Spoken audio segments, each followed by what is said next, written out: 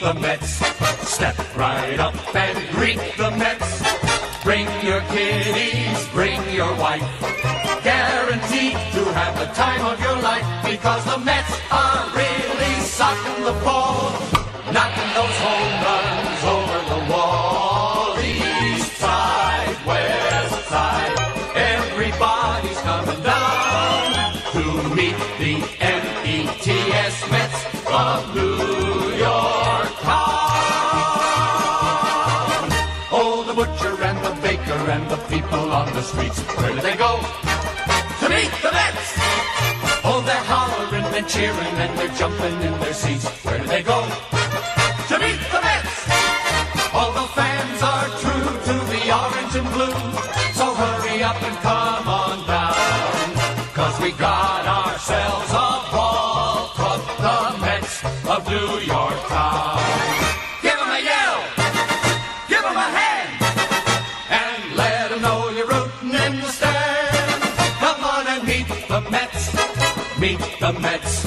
Step right up and greet the Mets. Bring your kiddies, bring your wife. Guaranteed to have the time of your life, because the Mets are really socking the ball, knocking those home runs over the wall. East side, west side, everybody's coming down to meet the METS Mets of New York town, of New York town.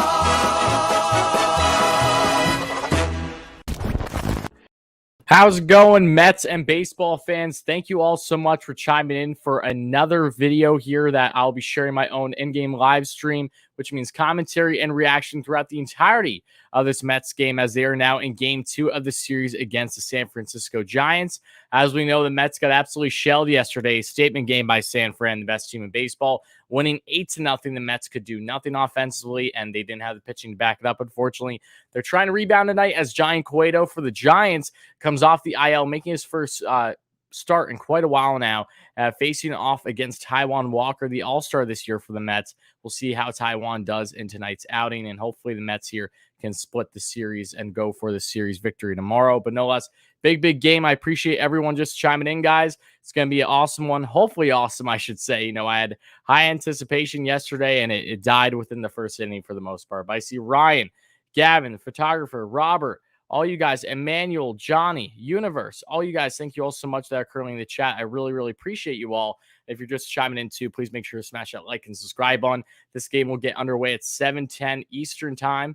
So hopefully we'll see something better than what we witnessed yesterday, because trust me, as a Mets fan, there were zero positives. New York Aviation, how's it going, my man? Great member on the channel.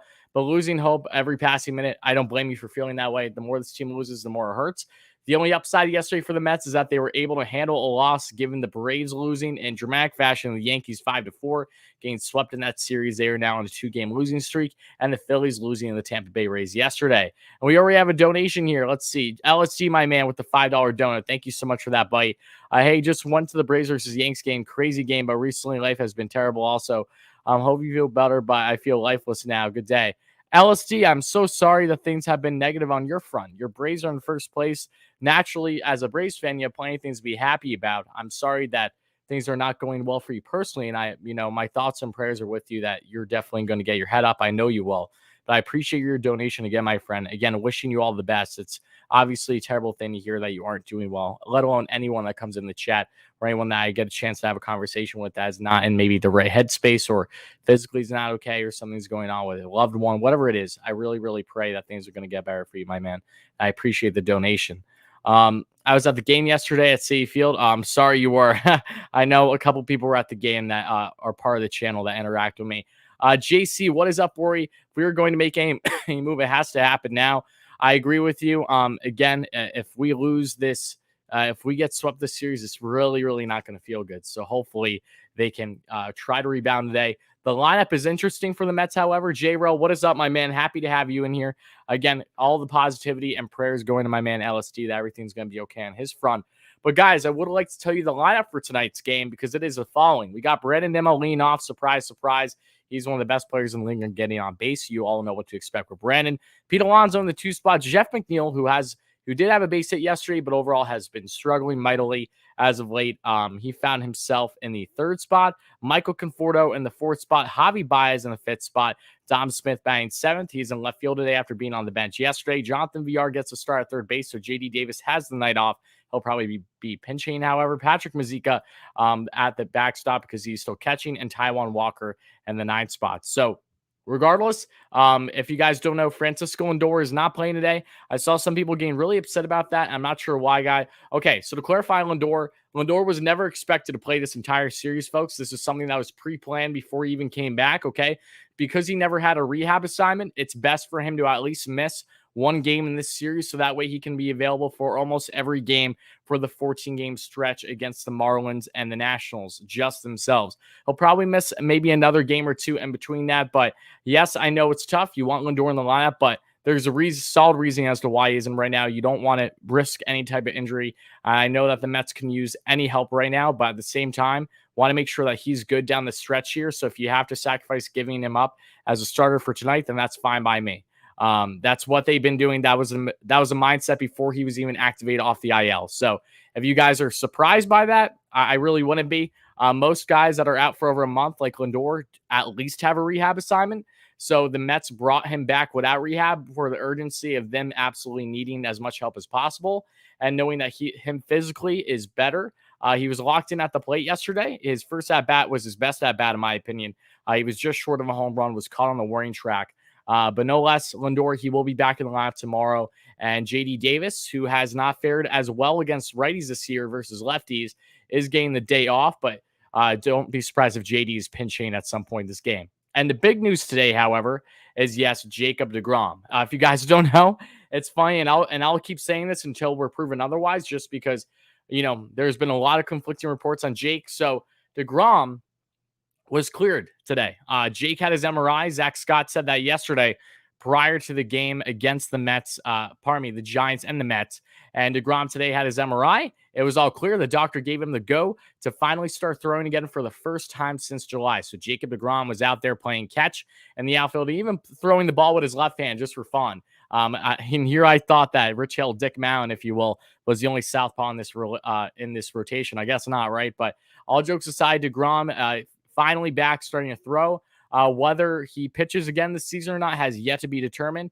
At this point, as I said already, I'm not expecting it at all, and neither should you. But if it does happen, it'll be a pleasant surprise. But he has a lot of work to do to get ramped up in time to pitch again this season. So it's just a wait and field type situation. But more positives on the pitching front, everybody that's chiming in the chat. So again, Jacob deGrom is officially starting his throwing program. Started today playing catch, but Noah Syndergaard Thor finally, after being set back and then shut down for a while, is starting his rehab assignment tomorrow in Brooklyn with the Cyclones. So Noah Syndergaard, who looks like that he will be back starting out in a reliever role with the Mets upon his return in the coming weeks.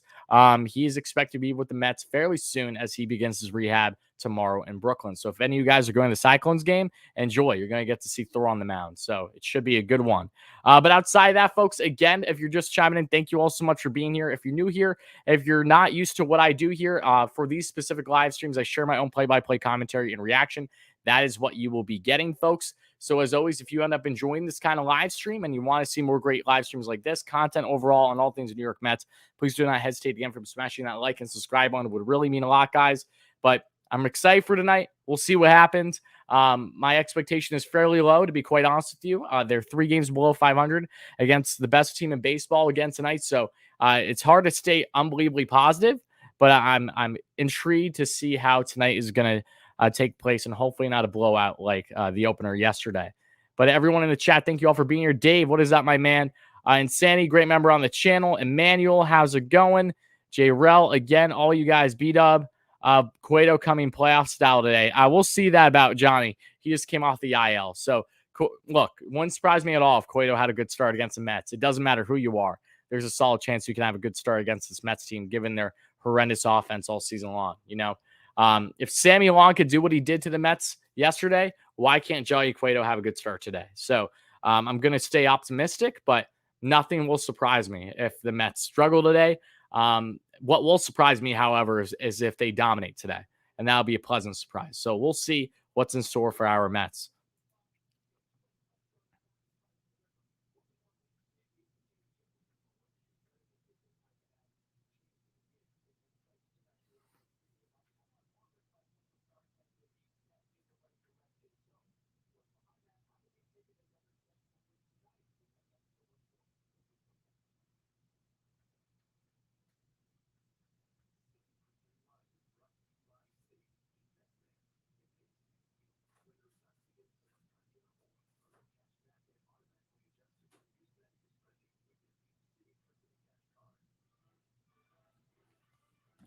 Brandon, what's my man? How's my day going? My day's going okay. Definitely was a little gloomy early. Again, when you lose 8-0, regardless of who you lose 8-0 to, it's never a good feeling.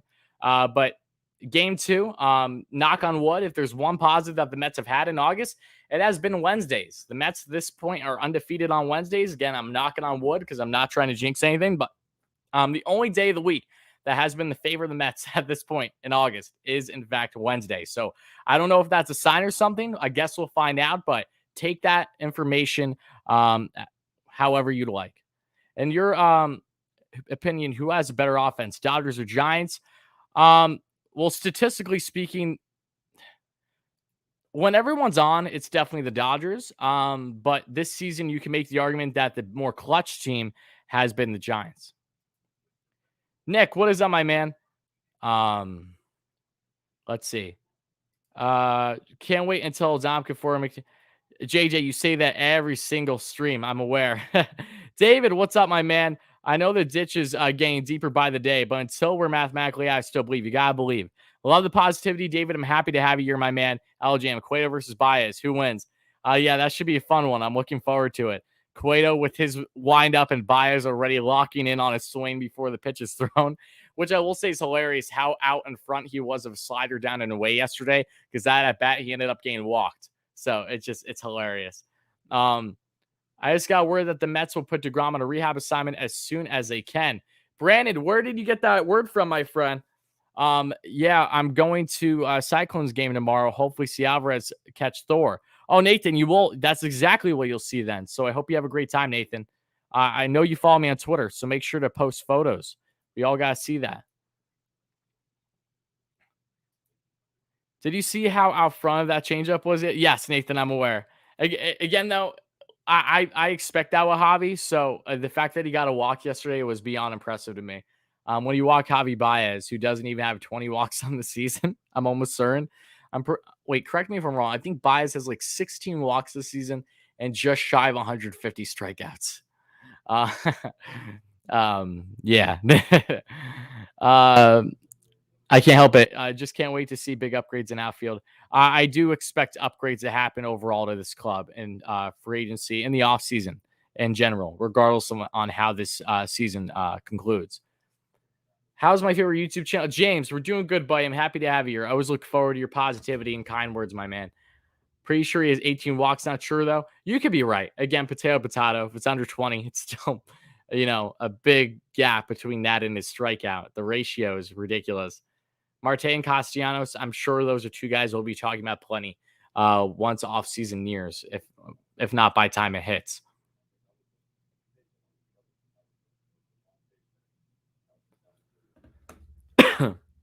On the score, that says DeGrom will be returning after a clean MRI on Wednesday. I mean, yes, Jake has started his throwing program, correct, but he's not. He needs to get ramped up before he can even start a rehab assignment. You need to remember that. Okay, he hasn't been throwing at all, so he's going to have to do some tosses. Then he's probably going to do some bullpen, just like what Noah Syndergaard did, and then he'll move to rehab assignment when it's available. So I do not expect Jake to have a rehab assignment soon. If it happens soon, I'll be surprised by that.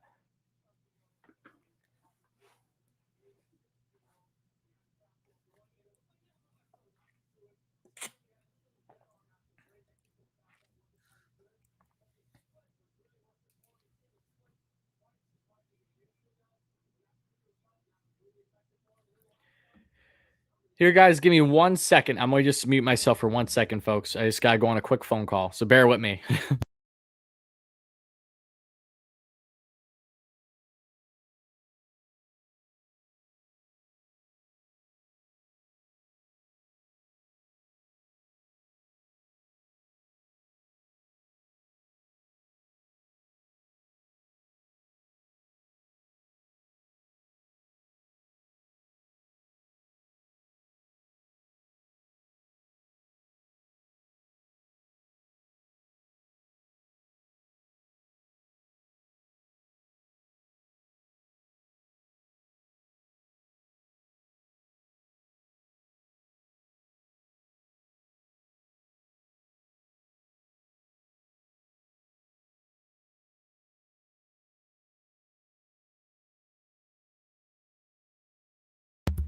All right, I'm back, folks. Freddie Freeman, the Mets, that'd be awesome. I would love it if Freddie Freeman came to the Mets. But again, that would be in a scenario where there's a DH next year, and that is where the Braves would somehow, some way allow Freeman not just to hit free agency, but for him to land in Queens. Unlikely, very beyond unlikely. I would love it, but it's beyond unlikely. Clean enough. Not sure what you're referring to, Matt. Are you talking about his MRI?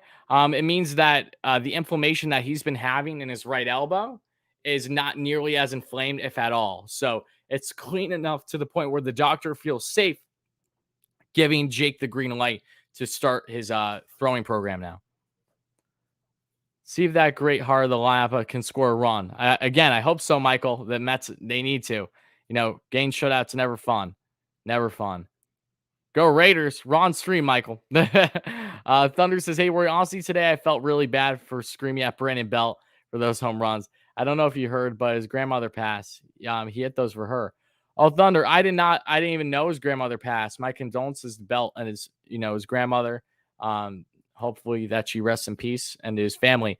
I don't believe I said anything negative to Brandon Belt yesterday. I just was, acknowledging how awesome of the home runs he was saying. They were no doubters. 2 runs. He had an absolute bomb of a solo shot yesterday on the Mets. Dead center, hit the home run apple and popped out. Then his second home run was a line drive oppo bomb. Brandon Belt was on fire yesterday. And if he's in the lineup again for the Giants tonight, expect him to stay hot. I did not know that about the passing of his grandmother, however. That's terrible. My thoughts are with his family. Hey, Rory, how are you? Isan, I'm doing okay, my man. How are you? Let's see here. Just read more of your comments, guys. Go Jets. I don't have a problem. I'm a Steelers fan, but I'm content with the Jets and the Giants equally. As long as they're not playing the Steelers, I'm rooting for them. Do I expect them to be active in free agent market for big outfield bats? Yes, JJ, but I don't think that the Mets will be held to just free agency when it comes to addressing outfield potentially. I think that the trade market might be just as active for them. I know that overall what moves it will be, but outfield as well. That might be something in their cards for sure. Need a strong 6 or 7 from Taijuan. I agree. Yes, this is a massive start for Walker, as we know. Taijuan has not been the same pitcher in the second half this year as he was in the first half up until his All-Star game. He has had some flashes of brilliance, however. But overall, the Mets just need consistency out of him because, let's face it, the Mets' top 3 pitchers in this rotation right now are Marcus Stroman, Taijuan Walker, and Tyler Mcneil, who had his worst start of his career, the rookie yesterday. So the Mets can take as much help and as much consistency as possible. And the less taxing on the bullpen, the better. So hopefully we can see a solid start from Taijuan today. This is a little sidetracked since the game hasn't started, but do you watch wrestling? Matt, no, I don't. I don't. I know everyone was going crazy about CM Punk's return. I used to love wrestling when I was a kid, but I've just never been the same. I used to be obsessed with it when I was a kid. Absolutely loved it. Unfortunately, I'm in that category that once I realized that everything was a bluff, not that they're not athletes and that they do put their body on the line, but in the sense of just the overall fights, just with the fake punches, everything, and that just never resonated well with me. I'm like a lot of people, so I grew out of it. But it's a huge entertainment business. I know why people, even as they get into their middle and late age, still love it. I'm just not really part of that category. I'm very much into more MMA and some boxing, but MMA more than anything. Like the jersey. Thank you, Chris. It's sent from a awesome subscriber and friend on the channel, Dave Kaplowitz. He sent this my way. It has the big Mets emblem on it. It doesn't have a name on the back. It's just a nice little Mets jersey. Jay, what's up, my man? Love the vids. I appreciate that. Happy to have you here, buddy. Happy to have all you guys here. Triple shimmy Cueto will be lights out tonight. Robert, I guess we'll see if that's true or not, right? I'm expecting plenty of shimmies. I really wish Marcus Stroman was lined up to pitch tonight because Stro, like Cueto, does his best Cueto impression, if you will, with not so much the shimmy, but with the hesitance on a certain pitch. Those two pitchers are awesome because they will delay or change the timing of their release points based off of what the hitters are giving them and the count. Stro's done that. It's awesome. Cueto is notorious for that. Some other pitchers in the league do it too. Nestor Cortez is the wackiest mofo, Yankees reliever, and has been starting games for them too. But yeah, it would have been awesome if they matched up for that reason, especially, but it's okay. Ethan says, even though the Mets are bad right now, They play the Marlins and Nationals for 15. Oh, so maybe it is 15 straight games, not 14. My mistake. And they win as expected because they both bad. We can get right back in the race. You'd hope so, Ethan. But again, this team has not proven to me that they can take advantage of opportunities given to them. So I pray that's the case, but I'll believe it when I see it. Let me put it that way. Ideally, it should be easier for the Mets, but whether it will be or not is a different story. We'll see.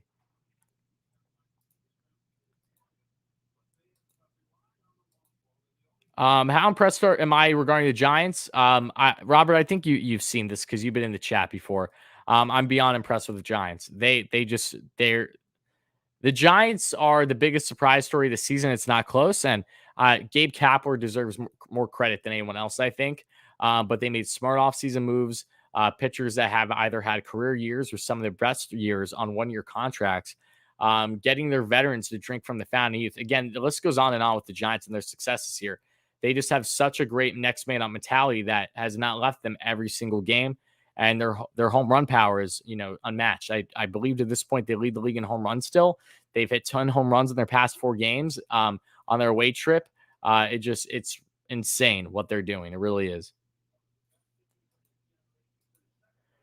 We never beat the Marlins. Plus, with all that talent, young pitching, it won't be easy. No games are easy wins for us. Correct. No games are easy wins for us. The Mets have not proven that to be the case at all this year. I feel like the 2010 Yankees was a super team alongside these Dodgers. 2010 Yanks you can name the decade, and they probably had at least one super team. Honestly, the Giants are way better than they were before. 100%. I have no idea what happened. Again, I think Gabe Kapler is a huge part of that. I really do. I think he's perfect for that clubhouse. And his utilization to balance analytics and the eye test is some of the best in baseball. That's something that Louis Rojas, for the Mets, obviously, I know everyone has their colorful opinions on Louis, but that's definitely a guy you can admire his success this year. Knowing what's the right time to take out players, bring in players. The Giants are such a veteran-filled club, folks, that, they base everything on matchups, every single thing on matchups. But they just have endless depth. It's kind of odd if you see the entire lineup staying in innings 1 through 9. You're getting switches after switches, and they're just doing things perfectly. They're doing it to a T. That's the reason why they're almost 40 games above 500. That's the reason why they're the best team in baseball. And that's the reason why they have been afloat and have stayed in the lead in first, really, for the entirety of the season. In the toughest division, you could argue, in all baseball, in front of the LA Dodgers, who have won it all, who have a superstar roster when fully healthy. And even when not fully healthy, are still locked and loaded. San Diego Padres, even given their struggles since the trade deadline, they're still an amazing club. All the power to the Giants. Obviously, I'm not rooting for them. I hope they get absolutely whooped today and tomorrow. But the Giants have been the biggest surprise story of the year, and they deserve all the credit in the world for it. They are proving everyone wrong. The biggest question mark for me was, how would they be able to handle that in the second half this year, given their guys performing? Evan Longoria, mid-30s. Buster Posey, mid-30s. Brandon Belt in his 30s. Crawford, mid-30s, having his best offensive year of his career.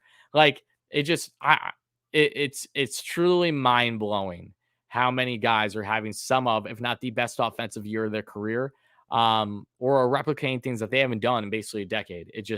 It's unheard of. And again, all power to them. I don't think the Giants are cheating. No. Let's not point fingers and say everyone's cheating just because they're playing good, okay? If a scandal comes out, then we have an argument. But until then, by no means am I going to assume anything.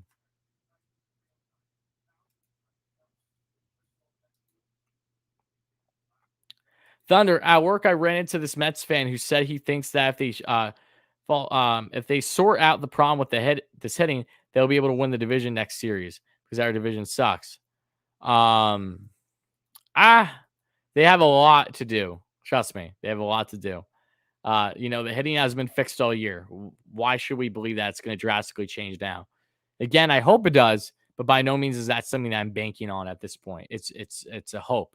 It's optimism that things can turn around, but we need to see that come to fruition.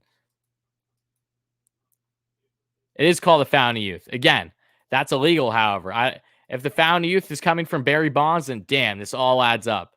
All jokes aside, though, Barry's the best hitter in baseball history, and he deserves to be in the Hall of Fame, and I'll take that to my grave. I don't care what anyone says. But just some poking fun. Because when you think of the Giants, naturally scandal does come to your head when it comes to veterans balling out, right? Walker pitches 6th, Luke pitches 7th, Lugo pitches 8th, and Diaz pitches 9th. That's your guess, Joey. Okay. Gerald, LGM, my man, happy to have you, a great member. If you could pick one player to acquire in the offseason to turn things around in the clubhouse, especially when struggling, who would it be? Realistic and dream scenarios?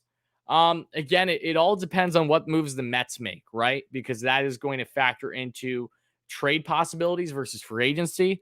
There's a lot of guys out there I would be very much in favor for. I think Nick Castellanos would be amazing. I do, just from an offensive standpoint, not defensive, obviously, but offensive.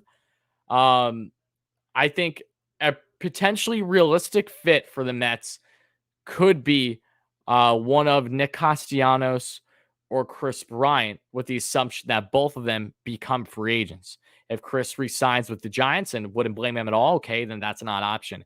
If Nick decides to not opt out, or if he opts out but signs a bigger deal with the Reds because he likes it being in Cincinnati, they're doing good things this year. They might make playoffs at this rate because they're in a playoff spot. They've been killing it the second half. That wouldn't surprise me either. Dream scenario for me is by the name of Byron Buxton, and that'll never not be the case.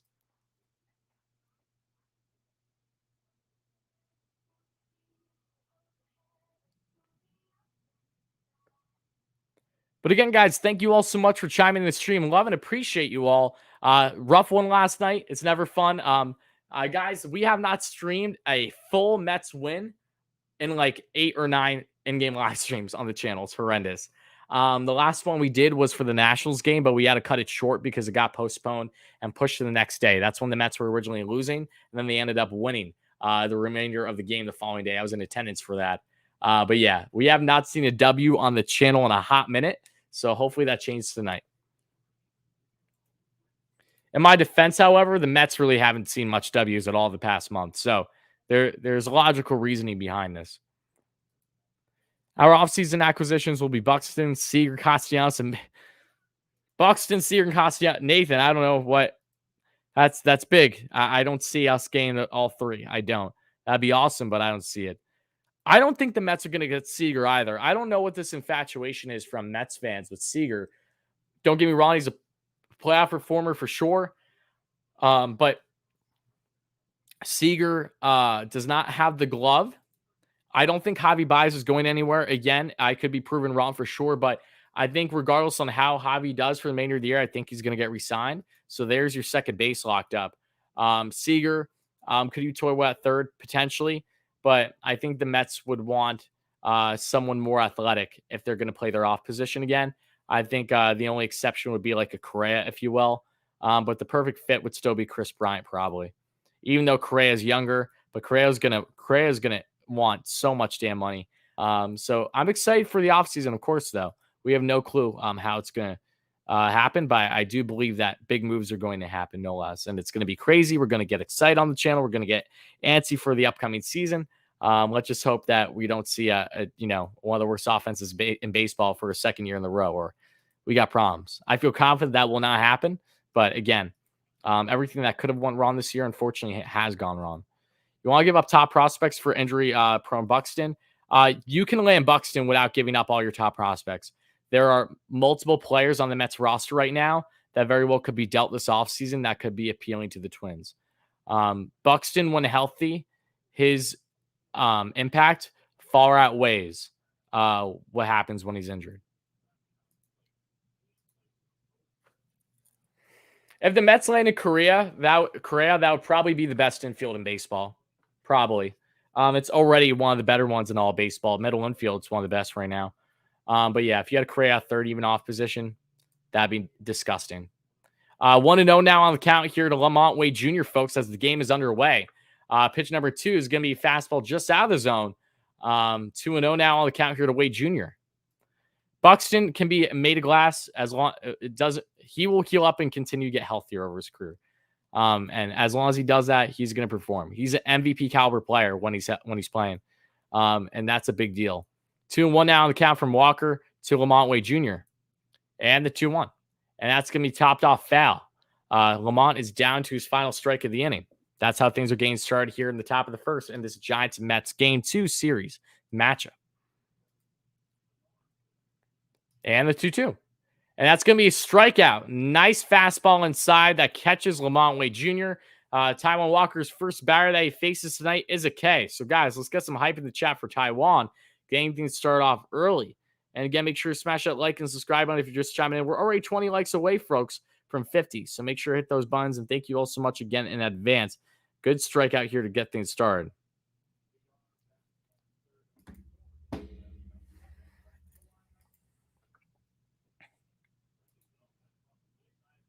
Want to know here on the count. George, yeah, we'll get into more Conforto as we get closer to the offseason. There's reason to believe that the Mets will give the qualifying offer, but probably not more than that. So we'll see what the future holds for Michael. I still have optimism for him, though. Absolutely. Brandon Belt rips one. It's playable, however. Going out is going to be Mcneil, but Conforto gets under it, coincidentally enough, and now there's 2 away.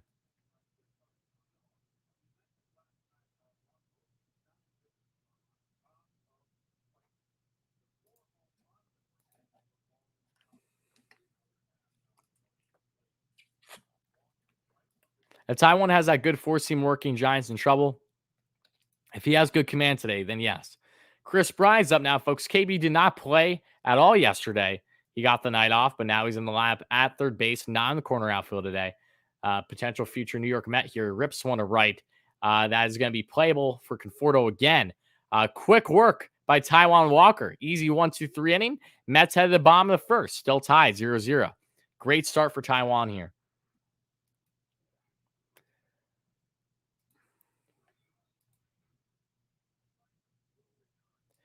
Let's see. Conforto would jump at the qualifying offer. I wouldn't say he'd jump on it, Gerald. Let's not just get to assumptions here. I don't know. I genuinely don't know. And I don't think anyone does but Michael right now. And I don't even think Michael's thought about it fully yet either.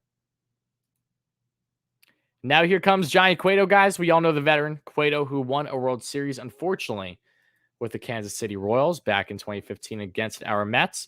Most known for his time with the Reds, of course, as well, and has been with San Fran for a bit now. And during his time in San Fran, he's had an okay year. Past couple starts up until his IL stint weren't fantastic. Not long outings, but he's now back off the IL, and we'll see what he can do here against the Mets.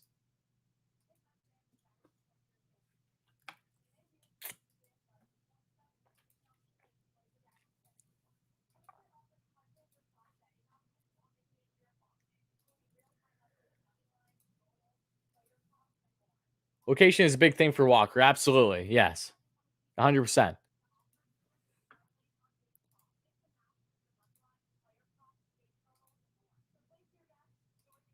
J. Rill, I'm glad that you appreciate your teams.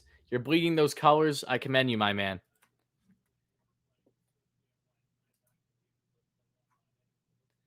Here, give me 1 second, folks.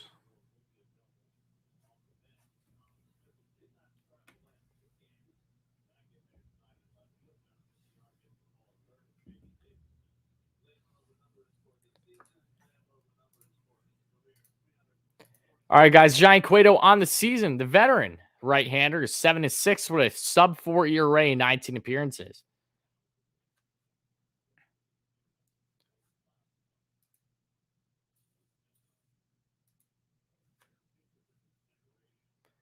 Brendan Nimmo is set to lead things off. Surprise, surprise. Cueto, we'll see how shimmy he will be on the mound for the Giants tonight.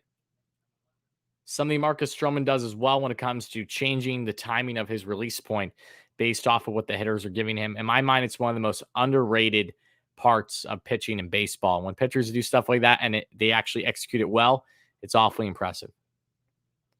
Lindor isn't playing because he did not have a rehab assignment, so naturally he was not going to play every single game in the series, but because they want to make sure that he's ready to go for like basically the next 15 games after today. So, yeah, which is perfectly understandable. Okay, so they had to give a new rosin bag here to Johnny. I don't know what the issue was here, however. Either way, though, Cueto's getting set to pitch, and now we're in the bottom of the first after Taijuan Walker easy 1-2-3 start up to this game.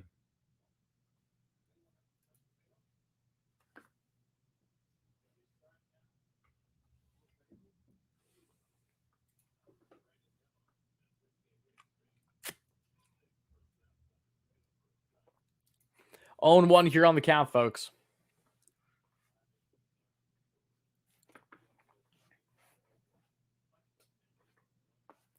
And the 0-1. And that's going to be topped off. And that looks like it's playable for the catcher. No, it'll go behind the backstop to the fans. 0-2. Nimmo quickly in a hole here.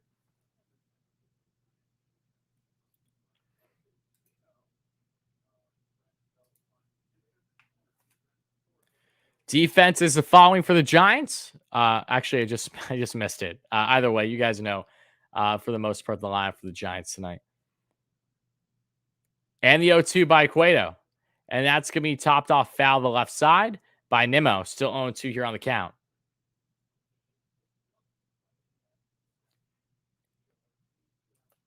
Brendan Nimmo, 500 on base percentage, one lean off at any in this season. Highest in baseball. That's my corner outfielder next year, baby. And 0-2. And that's going to be pulled right right to second base. Toss the first one away. Spoke too soon. One thing that Nimmo has not done nearly as much like he did when he normally does is getting walks. Nimmo has not been getting walked consistently nearly as much in the beginning of a game. And it's something that I hope that he can start to do more down the stretch here. Hasn't been bad, but again, has had some so-so at-bats. Pete Alonso, Big Me Pete, is now up at the plate, folks, with just under an 850 OPS. One of, if not the Mets' most consistent hitter this season. Shout out to Pete. And that in the year where everything has gone wrong offensively for this club, he has still been putting up beyond respectable numbers as he gets himself a base hit right down the pipe. 1-on-1 out here for the Mets in the bottom of the first. Let's go, Alonso, baby. Nice solid hit. And that breaks up the no-no bid for Johnny Cueto. And shout out to Alonso. We got the Alonso hat on. You guys know the vibes. That exit velo was ridiculous, I'm sure. As MLB Joey was referring, yes. But we got the Alonso hat on. Shout out to Big Me Pete, baby. Now here's Jeff Mcneil for his first at-bat of the day, playing second base after starting in left field yesterday.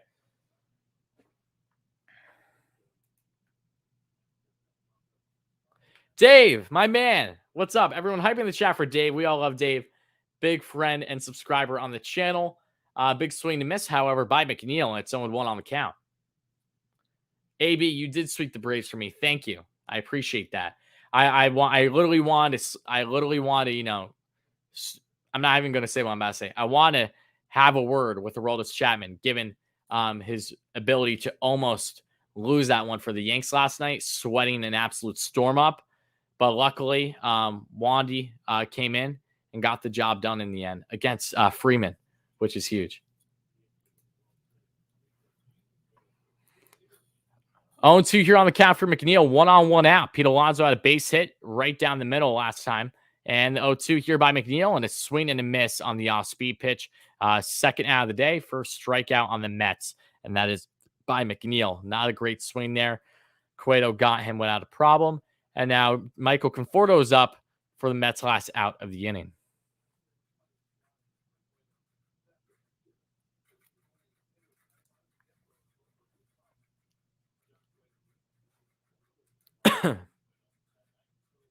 Chapman lost 10 pounds last night. Wouldn't surprise me. He was sweating bullets, literally. No pun intended. Okay, first pitch to Michael. And that's going to be opposite field, but foul. Going down the third baseline, but clearly foul there. 0-1 now on the count. Why can't Mcneil going back to hitting 320? The same way Dom Smith can't go back to batting like 300. The same way that Conforto can't go back to batting. What did Conforto bat last year? He batted over 300. The same way everyone can't go back to what they were last year and the year before. Everyone's underperforming this year. And the 0-1, and that's going to be an off-speed pitch inside. Missed there on what I believe to be the changeup upstairs. It's 1-1 back even on the count.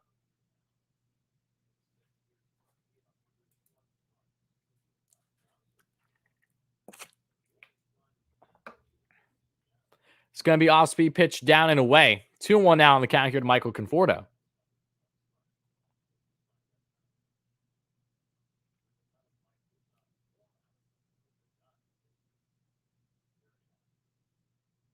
All right, Mark, I understand you. You're a Braves fan. Of course, you don't want the Mets to win. I don't blame you. The same way I was a Yankees fan the past, 48 hours in that Braves series. So I respect that.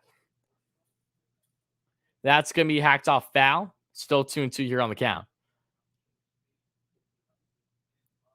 Are we resigning Conforto? We'll talk about it more as we near the offseason, but there's still plenty of optimism on that front. And a 2-2. And Conforto's going to rip one, but it will be playable right in the glove of, looks like, Dickerson and left field, and that would do it for the inning. Good contact by Michael, just not enough. And the Mets now head to the top of the second, still tied to 0-0. They have the first hit of tonight's game thanks to a one-out base knock by Pete Alonso.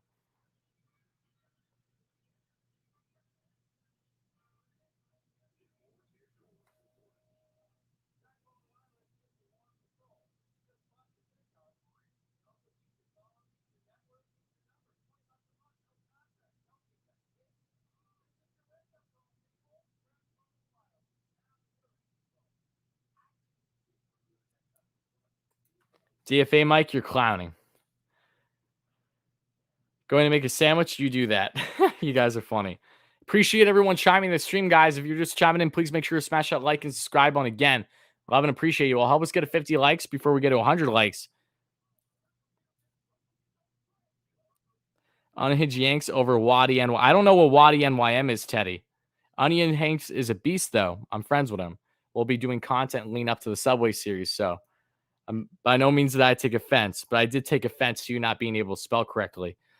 Do better. DFA Watermelon.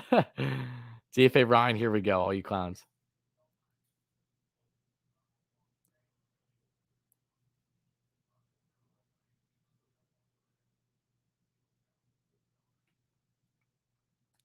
Nimmo is a keeper. I tend to agree. I think Nimmo's definitely a guy you should keep. But Nimmo is best suited in a corner outfield, which means what do you do? That's where I think the Mets are going to get very creative this offseason.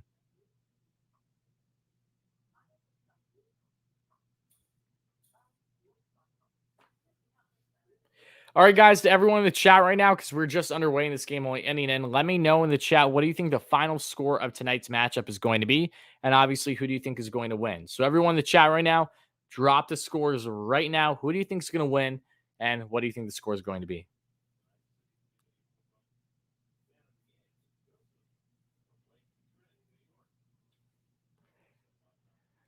And that's going to be hacked foul there by Dickerson. It's 0-1 on the count. AB, A3 Giants. That's disrespectful. 4-2 Mets says Watermelon. 2-1 Mets says JJ. 69-0 says LSD. LSD, my man. We were just having kind words with you, and this is how you do me. Mets, I hope you're doing okay, though. Seriously, LSD. Mets 4-2 says Joey. 1-2 already on the count here to Dickerson. 3-2 Mets. 14-1 Giants. 6-5 Giants. 6-2 Mets. 4-3 Mets. Fastball upstairs, 2-2 back even on the count here for Walker against Dickerson. 15-0 Giants, says Reese. 5-4 says Chris for the Mets. 5-2 Mets, says Nick. That's ripped to deep center, just around the warning track and caught by Nimmo. And there is one away.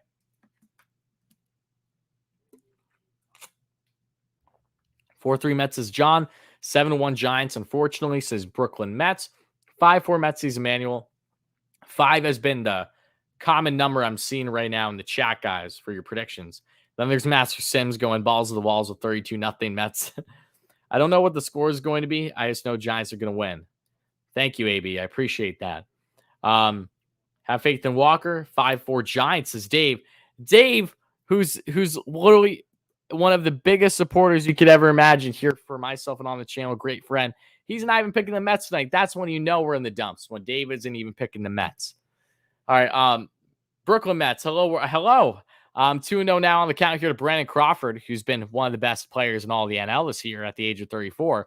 And he rips one high, deep, but not deep enough. And it's under by Nimmo, and now they're 2 away. Nimmo doing his best right fielder impression there, giving Michael Conforto no work whatsoever. And the Giants are down their final out of the inning. Taijuan Walker has been in cruise control, retiring the first 5 batters he's faced.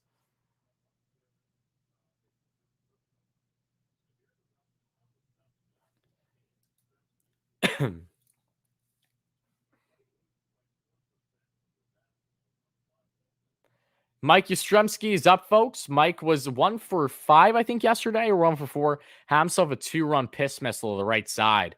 Pulled that bad boy off of Tyler McGill. First pitch by Walker. Curveball just misses the zone. Up and away. 2-0 now on the count. Zurice, with all due respect, the last thing you should be doing is calling a Met a fraud. And that's should have been a called strike, but that's going to be a ball on the line inside. 2-0.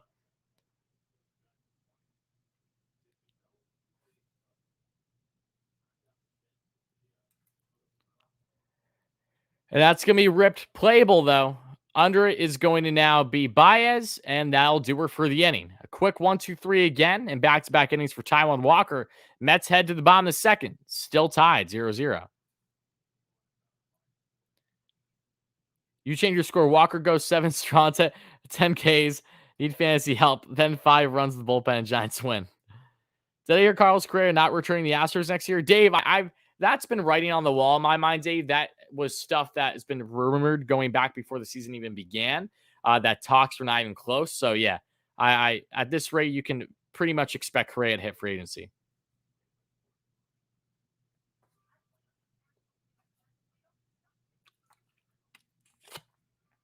Zurice, you can't go after your own boys. Even if players have struggled, you can't go after your own boys. You can't do that. That's just wrong. You know? That gets you got. You just can't do that. Walker pitches good. I'm going on a limb here. 3-2 Mets winning extras somehow, some way. Come on, Walker. Keep the ball in the park. Remember your first half pitches. George with some optimism there. Who would want to return the Astros at this point? I mean, Houston is having a good season, and they might have a good run here in playoffs. So I wouldn't say that there is an appeal to wanting to go back to Houston. But again, we'll see what they do come playoff time.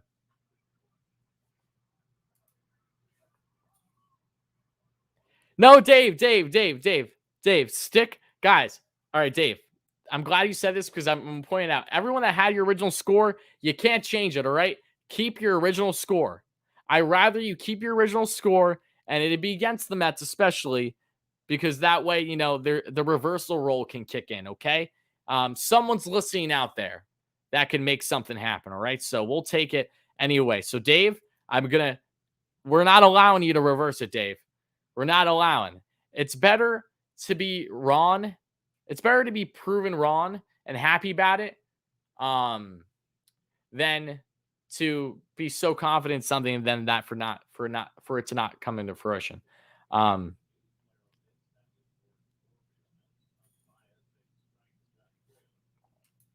array on the count of Javi Baez. I didn't even see the first pitch to him. That's why I wasn't there to cover it yet. Next pitch by Cueto, a little hesitant, a little chopper, however, and Johnny misses there. And there you go, Javi Baez with a base hit. Just like yesterday, gets on base for his first at bat. Javi magic. Expect Javi to be a base stealing threat as well. So here we go. Mets have their leadoff runner on in the bottom of the second. A little chopper. Cueto could not get under it, and neither could Chris Bryant. Everyone had their head up too quick. Let's see what Almago can do on the base pass here.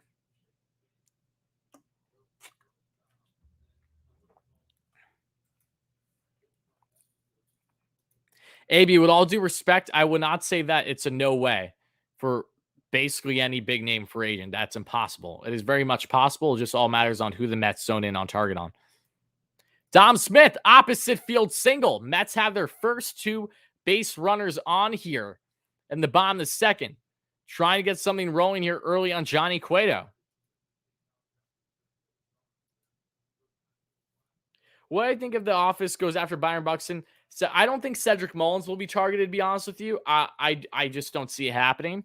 But Buxton, I feel, is very much, it's feasible considering that they actually were in discussions about him at the trade deadline. So that should tell you that the Mets did have some interest. To what degree, we don't know right now. But that's why I said, it's not impossible.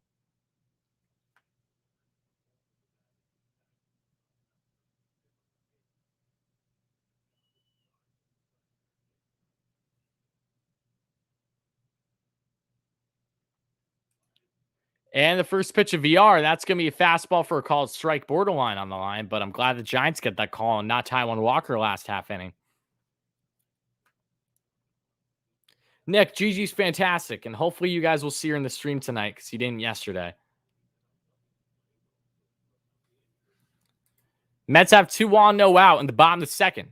Pitch by VR, and that's going to be out of the zone. 1-1, back even on the count.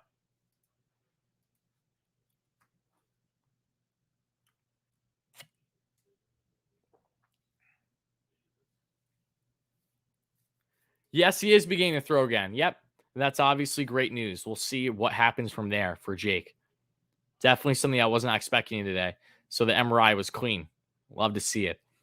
1-1 here on the count for VR, and that's going to be a little topped over foul. 1-2 now on the count to Jonathan.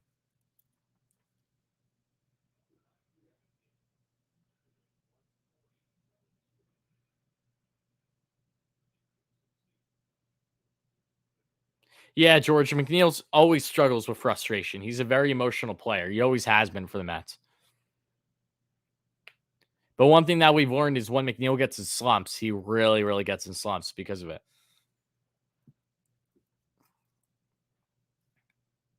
2-1, no out. Bottom the second. 1-2 on the count here to Jonathan VR. Pitch number 20 underway by Johnny Cueto. And that's going to be a fastball upstairs. Back even on the count, 2-2.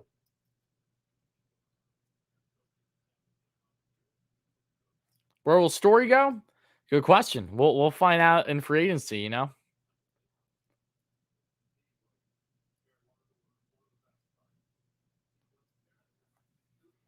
McCann will be back later this week. As long as he is fully okay from his back spasms. Javi buys with a healthy lead on second, and Cueto decides to reset. Keeping his eye on Javi.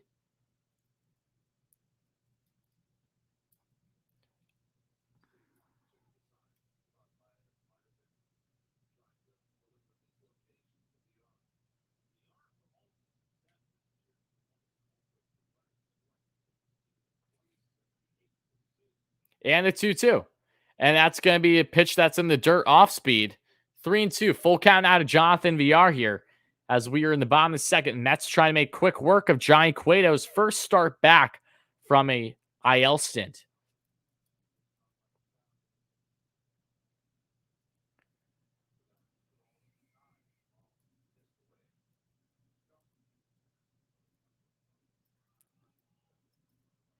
AB, I think Javi gets overrated mainly because of he's so flashy and yet he has bad play discipline as Jonathan VR gets himself. Oh, and there's a double play. And typical Mets fashion, they go from having 2-on, no out to 1-on, 2-out. There you go. That definitely helps your narrative, AB. Looks like it could have dropped for a base hit. No, falls short. Baez did not check back. And that's probably going to do it for the inning.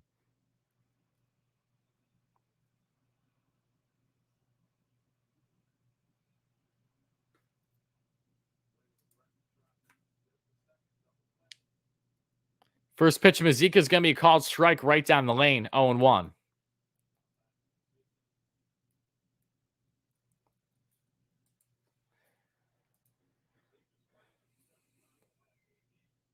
And the 0-1. And that's going to be a hacked off foul. And the Mets are quickly down to their final strike of the inning. They start off this inning 2-on, no out. Are now one strike away from getting out. No runners in. Again, story of the Mets season.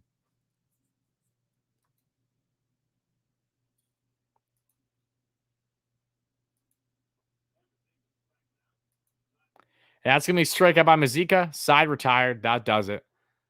Oh, my God. Mets have 3 hits right now. No avail. Man. Again, I'm not even surprised. Did I see the clip of Javi's swing the other night? AB, it was yesterday, and he got a walk out of that at bat. Which makes it even all that more hilarious that he managed to get a walk out of that. He started off the count 0-2 and worked a walk. I used to be umpire in the same lot. Some days they love me, and sometimes they wanted to kick my butt leaving the field. Thank God some players from both teams drove me away, says George.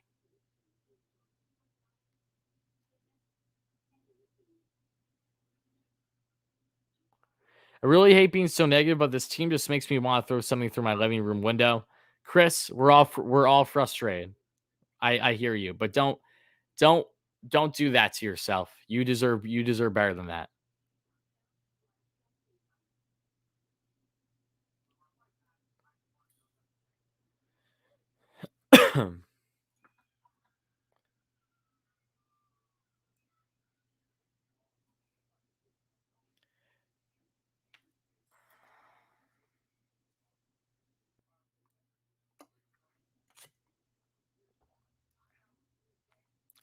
It sucks too, because when the ball came off the bat of VR, it really looked like it was going to drop, but center field was playing in.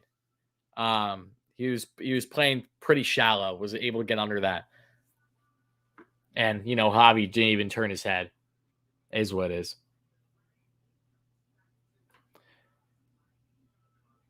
Time for the Giants to hit a home run. Tyler, let's not. Let's not. They hit 4 yesterday. They can have some mercy, please. What up from Sanford? How's it going, my man? Fool's Court Press. Do you have a Weird Al? PFP, I think you do. That's funny. Do I want VR to return next year? For a bench piece? Yes, I do. I think VR is awesome off the bench. I don't like him starting every day, but off the bench, perfectly fine with it.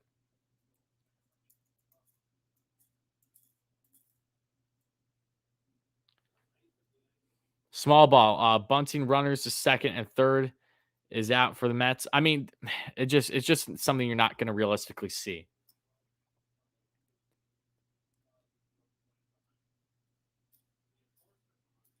Mets fans, the most pessimistic. I can't even talk right now. Pessimist, yes. Bunch in all baseball. Oh yeah, absolutely. I mean, absolutely. No matter what, though, when they succeed and when they fail, yes, doesn't matter. There will always be people like that.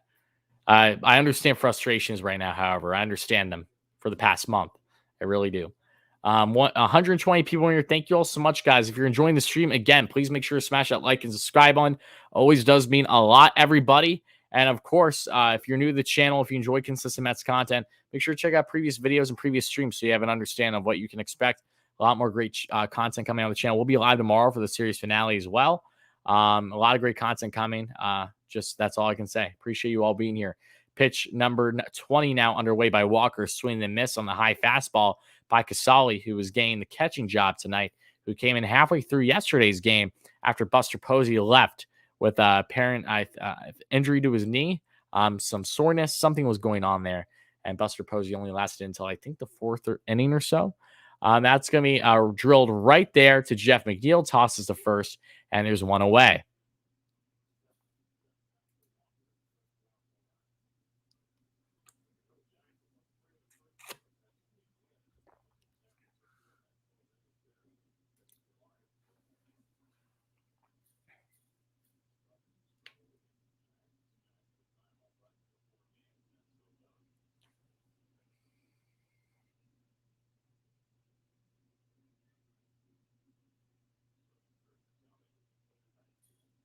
You got to believe. Yes, Fernando. And that's going to be a fastball upstairs and away. 1-0 on the count here to Tommy LaStella, who's getting his first at bat of the night. Losing Buster indefinitely could be the biggest blow of the Giants this season. Is Buster out long term? What's the case on Buster? I don't know the update on him since his injury yesterday. And that's going to be tossed to first. Now there's 2 away. Taijuan Walker's still rolling here. Ezra, long time no see. Happy to have you here, my man. I remember you quite well. Yeah, guys, do you know what update on Buster? Like I said, I know he got hurt yesterday. I don't know what his status is to this point, however. Not sounding great. Oof. Is day to day? Oh, if he's day to day, then I wouldn't worry too much. He's a guy that's been balanced with his playing time as it is this season to get the best out of him. and it's worked marvelously to this point. 0-1 on the count here, Johnny Cueto. Fastball outside the zone, 1-1, back even on the count now. Yeah, exactly. He does that. It's benefited the Giants greatly. So these vets get enough time to heal up. That's going to be a called strike. Not a good call, but the Mets are going to take it here. 1-2 on the count. I think that was the first expanded strike zone call I've seen tonight from either side. And that's going to be chopped off. Foul. Cueto trying to keep that bat alive. 1-2.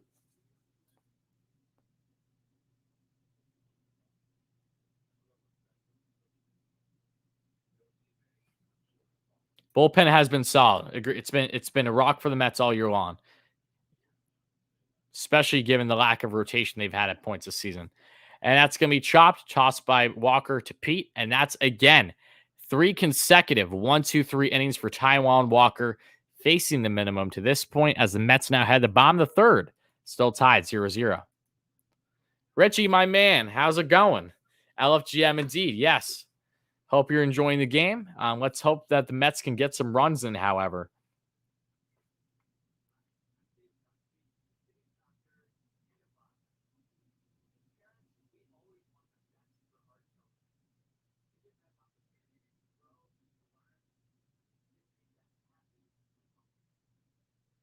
Oh my God, Dave Chosky's on for another commercial on SNY.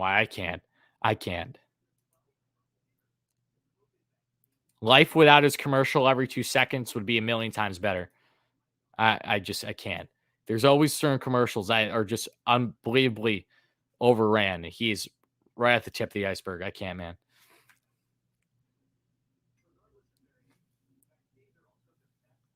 man.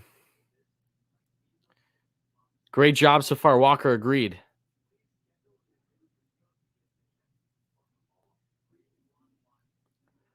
You put on mute every half inning. You're smart. I should do the same.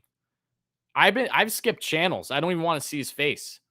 It's gone that bad. Do I do football streams? No, I do not, James. But I appreciate you asking.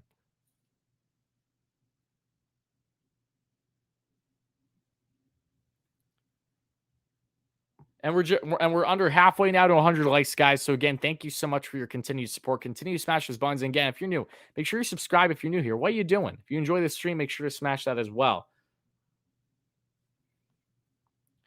Don't want to add a player who A, doesn't know striking out 200 times a season is a non-productive, and B, doesn't know to look into the outfield when running from second base.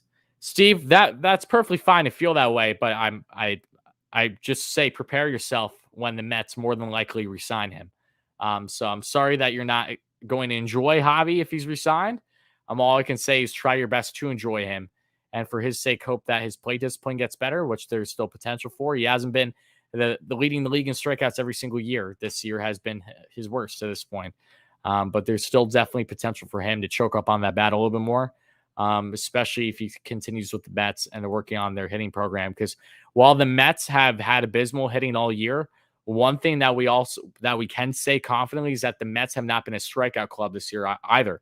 They get the ball and play a lot, but normally if they get the ball and play, it's either really unlucky, doesn't hit the gap it never hits the gap. Let's be honest. Mets are lucky to get at least like one double a game.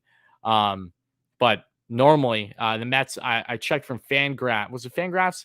Or maybe it was through the Athletic actually yesterday or the day before. The Mets are 10th in the MLB in strikeouts right now when it comes to the actual strikeouts they have as from a hitting perspective, which is very solid. And Taijuan Walker gets himself a base hit. You've got to be joking me. Wow. Second consecutive inning for the Mets where they get a base knock to lead off the inning. You love to see it, folks. This time by Taijuan doing the work himself. Let's get some Walker hype in the chat. He is doing it all tonight, folks.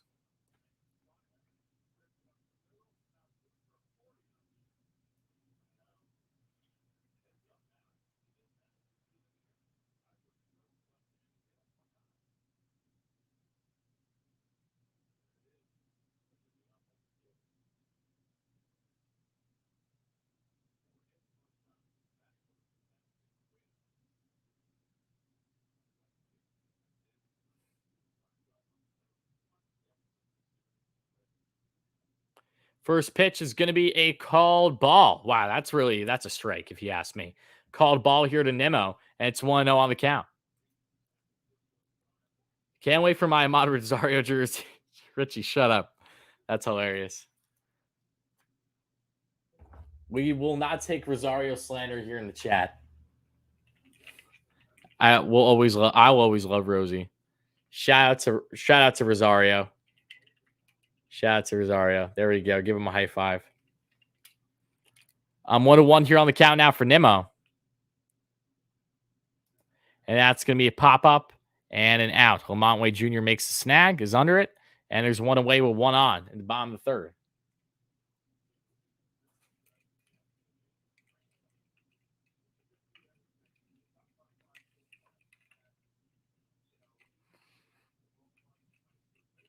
Well, he took Brandon Belt to 2 home runs and honor his grandma yesterday to win, or most of the Giants fan base. He have always viewed him as a bit of a sourpuss.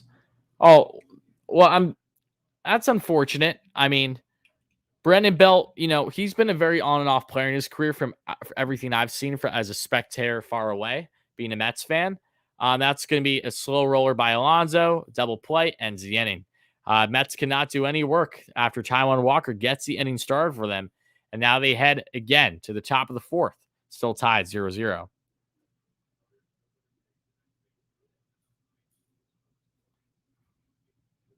I'm happy for Rosario, though. As you'd expect, he's having a good offensive year. Low on base. A guy that, again, is not going to get walked much. He's going to strike out a good amount. Has speed on the bags. But I wish nothing but continued success for Rosario.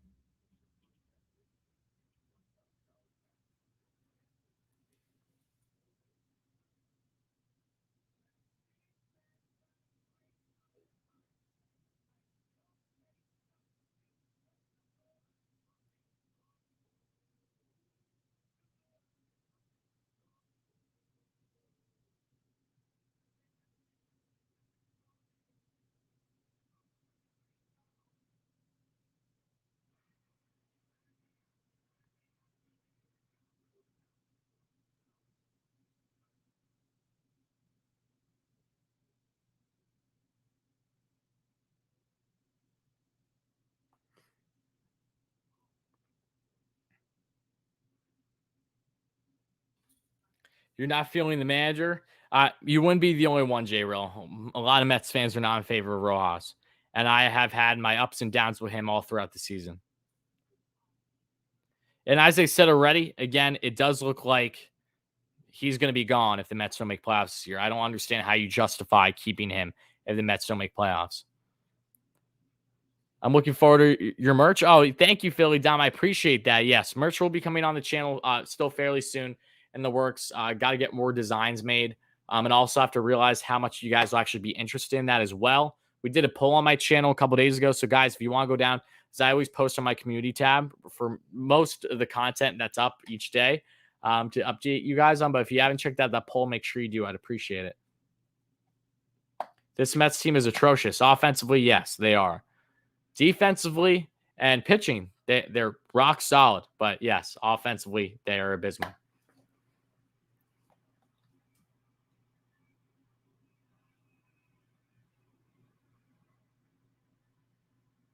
DeGrom should be our hitting coach. A lot of Giants fans still don't believe in Kapler. That's full. How the hell do you not believe in Kapler? What? Like what? On paper, no one could have expected the Giants with their current roster to be the best team in the league right now. If you're a Giants fan and you still don't believe in Kapler, go take an effing hike. You're an idiot. You're an absolute idiot if you do not believe in Gabe Kapler at this point. Holy, you guys have no business being where you are this year, and you have to know damn well it's directly in hand with how Kapler has handled that club. Absolute joke to hear any Giants fan that are not in favor of Gabe Kapler. That's such a stupid debate. Oh my God. I get it that everyone loved Bochy for good reason, but like all good things come to an end. Like you have to understand that, times are changing. They're almost 40 games over 500 and that can't satisfy you. That's just selfish.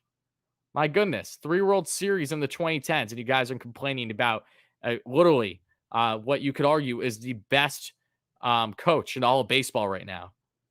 That's literally comical. And that's going to be a fastball upstairs by Walker. 1-0 on the count here to Lamont Wade Jr. Manders do get too much blame. I agree, but there's no Kapler deserves so much credit for the Giants this year because that roster did not change drastically at all. Pitching wise, they added depth, especially in the offseason, but nothing that would make you think that the Giants would be the best team in baseball right now.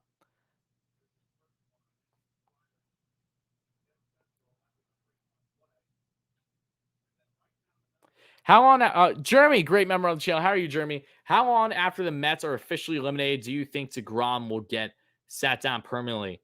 This move clears Feely like a no, it's not. It's not just a playoff one, Jeremy. You have to understand there's no reason for the Mets to solely shut Jake down unless he's injured. Okay. The belief has been that he's been still nagging injuries, but he got cleared today through the MRI. So while I don't expect him to pitch this year, it won't be surprising to see him at least being active and getting ramped up and then eventually just not pitch in the end because it takes a while to get ramped up. So we'll see what the future holds on Jake, but I don't think it's solely for playoff push at all. That's going to be a bloop. And Javi Baez! Wow! What a snag! This is what I mean. The stuff he does is insane. Yes, I know he swings at literally everything. You could throw a bowling ball and he's out in front. But it's that defense is nuts. Holy shit. How many people make that play? Javi Baez makes that play, folks. Put some respect on my man's name. It's so like, oh my God.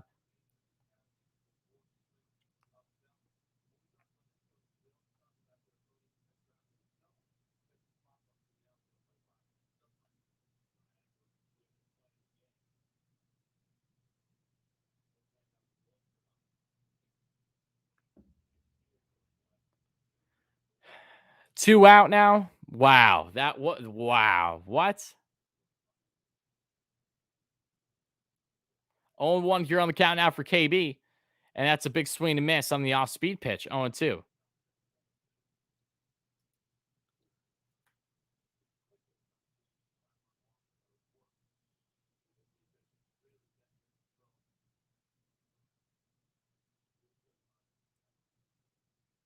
And that's going to be ripped by KB.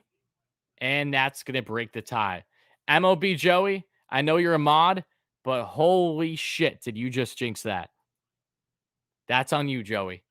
That's on you. And obviously, I'm joking. You're not the only one that's been talking about it. But KB gets himself another bomb off the New York Mets. Oh, my God. Walker was cruising, too. Bounce back, Taijuan. Bounce back. Don't let it phase you. You're literally pitching an amazing game, Taijuan. KB is going to be your teammate in a couple months. Don't worry about it. Just come on. Get yourself grounded. Stay together.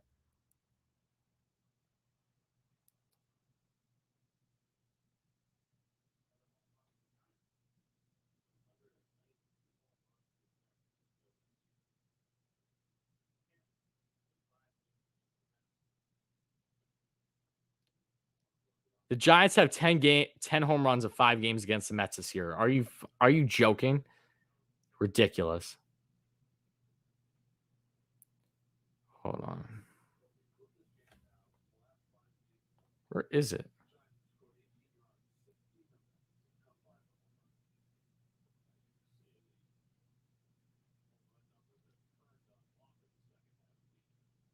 That's going to be hacked off foul. 2-2 back even on the count here. Trying to find something to put on Twitter real quick, but I can't find it. Come on.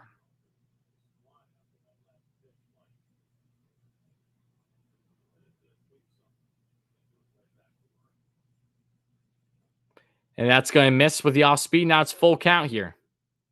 So Walker, who's pitching a perfect game, has now surrendered the perfect game.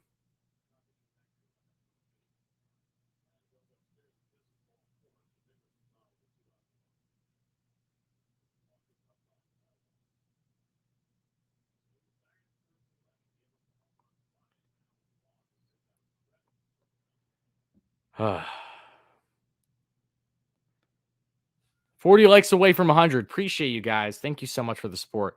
Hey, Rory, do you think the Yankees re-sign Rizzo and Voit back to his normal hitting self? Um, I think I don't know how they're going to go about Voit. Something tells me that Voit still might be an odd man out come free agency. I mean offseason. I really don't know. I know that Rizzo's really enjoying the Yankees, but we'll see. It really is going to go in hand with how their season concludes.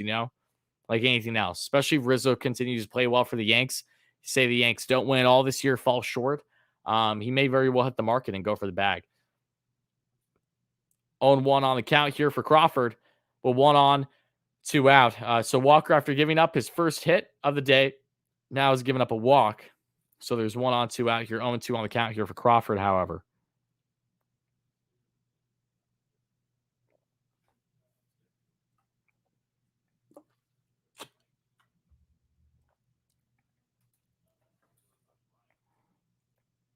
That's going to be pitch inside. 1-2 now on the count for Walker. Count was 0-2 on Brian. I'm almost certain. I think it was. Was it 0-2? I think it was.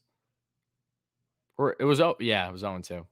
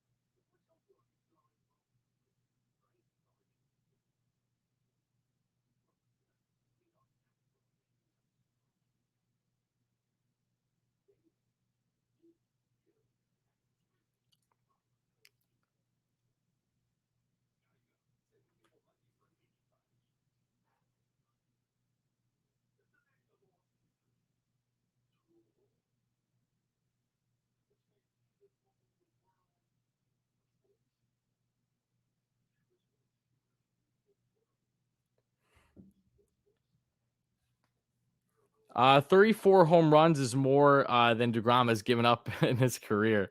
Yep. Have all the former Cubs on the New York teams. You approve, Gabriel? Michael K said he'd let DeGrom pitch, and if he goes down now, better than if he'd pitch midway next season if arm goes out. Well, I think it's kind of hard for me to understand what he means. I mean, no, I think the idea is to not have Jake go down at all at any point. Uh, you know, so no, I think the goal is to just make sure he doesn't get hurt again more than anything. Than it is to better off if he gets hurt again that it happens this year versus next. One, there's no reason to believe that he can't get hurt next year, so I don't really know how I feel about that comment. Since July 2nd, the Mets pitchers have given up the most home runs in the majors. Wow. Yeah. Oh, that's where the 34 comes from. That's not fun. And here's the thing, the pitching hasn't even been the problem for the Mets, though. Even with them giving up all those home runs, offense has been their problem.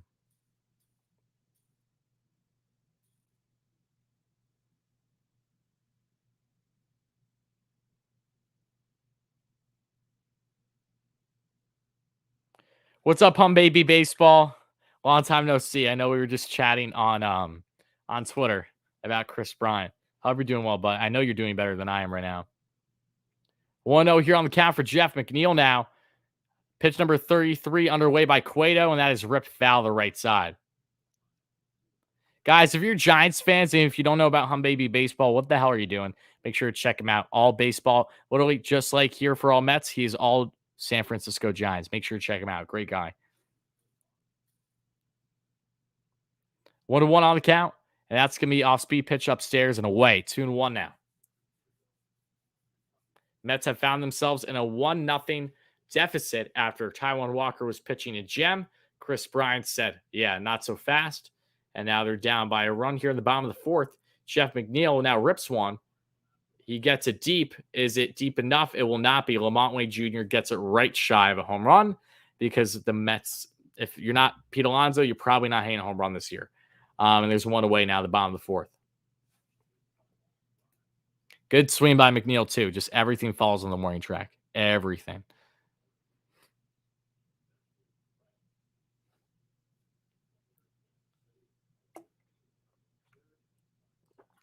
Here comes Michael Conforto for his second at bat of the day. Michael flew out opposite field his first time up.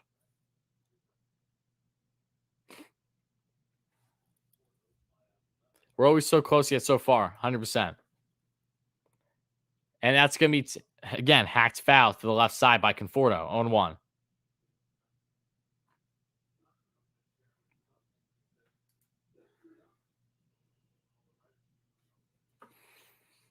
All right, there's plenty of side opening opposite field. And Michael Conforto, when he's playing his best baseball, can spread the field.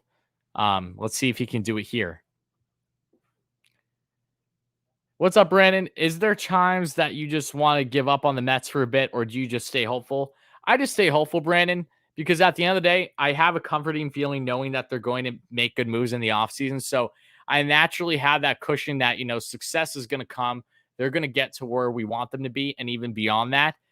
We had higher expectations this year, but everything has gone wrong their way. The writing's been on the roll. Again, endless injuries. They've had more injuries than any other club this year, the most in their franchise history. They've had so much not go their way this season. The schedule, horrendous, doubleheaders every week, it felt like, for the longest time. And just a complete inconsistency, both hitting wise and Jacob deGrom not having him for the entire second half is not fun either to this point. So, look, I will always be the optimist until they are officially out. And if it becomes the scenario where they are officially out, that's okay. I have the offseason to look forward to in next season, knowing that there's actually things to look forward to. It's not like they're not going to make moves. They will. And the same thing can be said if they somehow go on a run this year. Regardless, they're going to make moves in the offseason. So there's always things to be positive about. And the 3-2 here to Conforto, and Michael takes a walk. So 1-out base runner for the Mets. Again, they get on base every single inning. It's not the problem. A problem for the Mets is not getting on base. It's actually hitting a ball out of the infield once they get on base.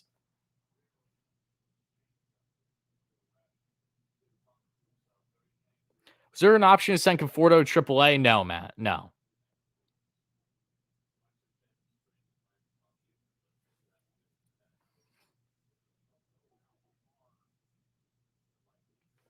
Javi Baez is 1-for-1 on the day, who actually had himself an infield base hit for the most part.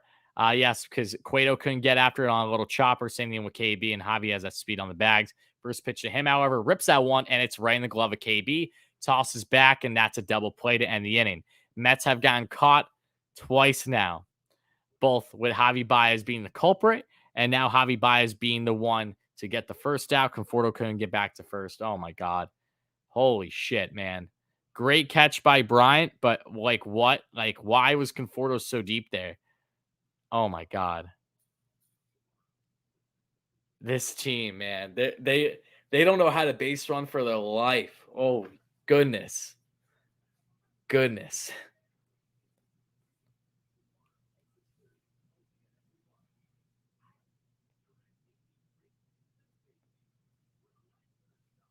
Three double plays. I know. It's just like, how do you even, like, Michael, why were you so deep on that? Why were you so far? Why? That wasn't, it was good contact by Baez, but Bryant was in good position, make the catch. I just don't get it. I just don't get it, man.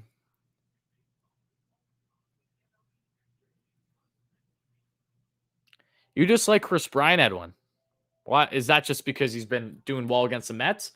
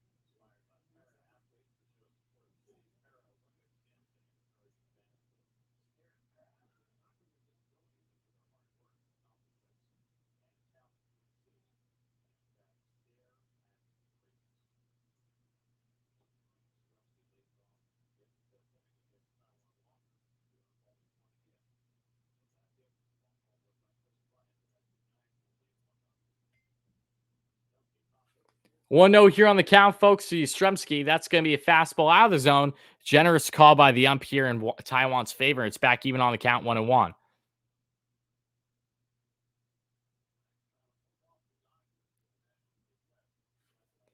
And the 1-1, and that's going to be a off-speed pitch inside. Now 2-1 on the count for Walker. And to my 118 viewers, thank you all so much for being here, guys. Appreciate you. If you're new to the channel, make sure to smash that like and subscribe on. Help us get to 100 likes as well, because if you guys don't know, whoever becomes the 100th like will get a massive shout out in the stream. You just got to let me know that you became that 100th like, of course. So please, if you hit that button and you see it change to 100, let me know, and I'll make sure to shout you guys out. James. Yes, James. Not fun right now. Not fun. Offense. Ever heard of it? Like, literally, we can't get anything. 3-2 now, full count. In the top of the fifth for Taijuan Walker's 51 pitches in now in total. And Yastrzemski to pitch. Fastball called, strike 3 looking. Nice strike out of there for Taijuan. He needed that one a little bit. And there you go. Taijuan Walker with another strikeout of the night. He's been pitching damn good to this point. Yeah, his grandfather was a legend. Absolutely. And Mike and himself is such a late bloomer. He's only been with the Giants for a couple of years now. He burst on the scene in his late 20s. He's quite the story.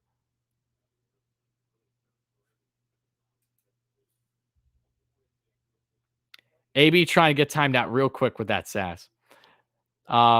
Chris Bryant had to homer in Citi Field. Of course he did. Of course he did. 1-0 on the count. And that's going to be ripped by Casali. Center, playable under his Nimmo, and now there's 2 away here in the top of the fifth.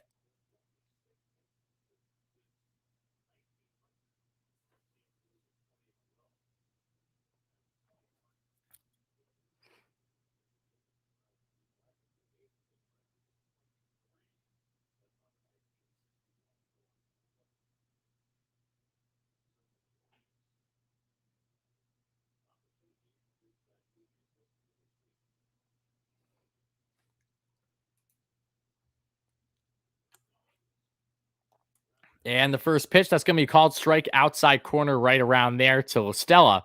And it's 0-1 here on the count. Bro, if the Mets could just like get a run this tonight, that'd be crazy. That'd be crazy.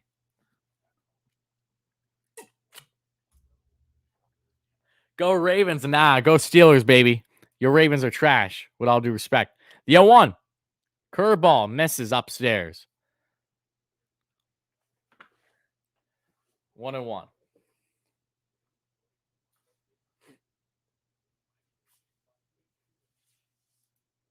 And that's going to be called strike right down the pipe. 95 there. It's 1-2 now.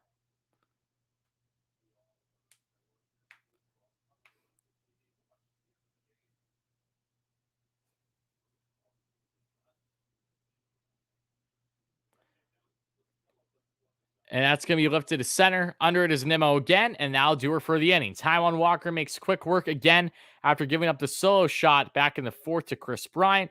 Mets now head to the bottom of the fifth, down 1-0. Ethan, that gets you in the timeout, buddy. We don't do the spams here. That was a big gain for Taijuan, though. I'm glad you mentioned that, Deborah. I'm happy to have you here as well, my friend. Great member. Yeah, that was a big bounce back. We've seen Taijuan in the past this season after giving up a bomb, not being able to get back in a groove. Other times we have. So far, so good. So I'm glad to see him still on a roll here.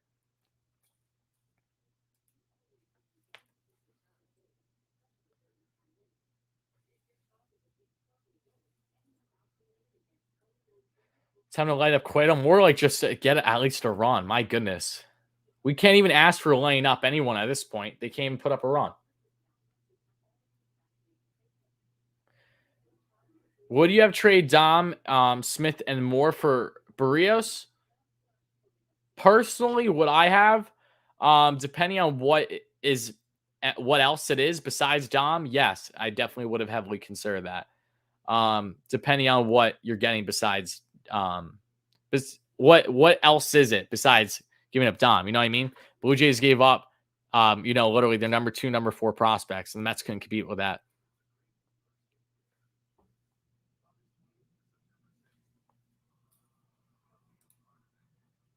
We have to score for him. Guys, let's not forget that even when the Mets were staying afloat in first place for what felt like right around 3 months this season, their offense was still dog shit. Not to be blunt here, but I am. It was still horrendous. Okay. This was the same team that would not give Jacob DeGrom run support more often than not. They get wins for him. Jake was actually having a good tear. But he still had to do a lot of the work offensively himself. And all the injuries the Mets faced, they have never been in a consistent rhythm offensively all year long, whether it's because of their injuries or when they've been healthy together. So just because they were in first for a long time should not make you guys push aside the clear problems this club still had, and we were all aware of them. And now it's just been on the forefront against the two best teams of baseball that not giving the Mets a chance to get over that hump.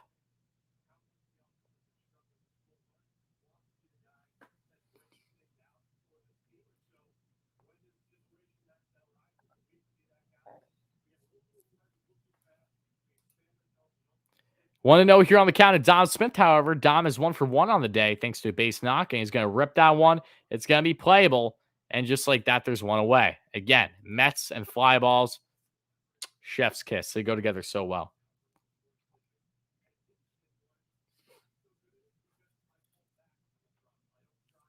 Well, I've been power outside of Alonso. Exactly. There hasn't been any power outside of Alonso. There's been little to none. Jonathan VR is like in the top 3 for Mets and home runs. That's a problem. VR was expected to be a bench piece for the Mets this year, but thanks to injuries, he has 14 home runs on the year, but only 32 RBIs. And he's batting at, right around like a $170 and runners in scoring position. You have tickets to Jets preseason game? Oh, that's awesome, Deborah. I hope you have a great time. Fastball inside, 1-0 now on the count from Cueto.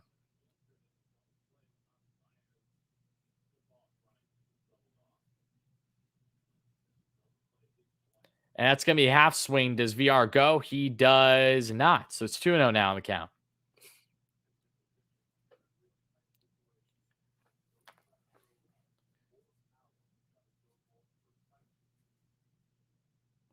And that's going to be Hathaway foul by VR. It's now 2-1. Again, the Mets are one of the worst teams in the league with RBIs, and they are also one of the worst teams in the league with home runs. Why is this? Of course, injuries were a big factor. There's no denying that. But still, there's a bigger problem with this team. Off-speed pitch down out of the zone. 3-1.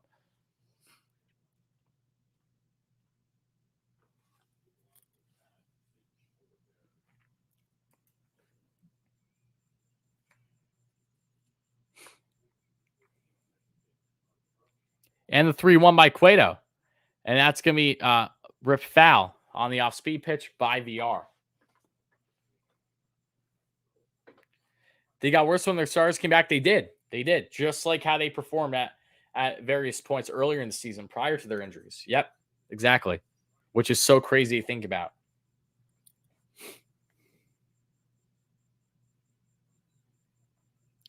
And the 3-2. That's going to be a fastball inside. That's going to be ball 4. Again, the Mets have been doing this every game, every freaking inning. One out base runner, at least. One out base runner. Oh my God. The Mets always get on base. They literally always get on base. And now here's Patrick Mazeika, though. Mazeika is 0 for 1 on the day. He's been catching every single game for the Mets, thanks to the injuries of James McCann and Tomas Nido on the IL.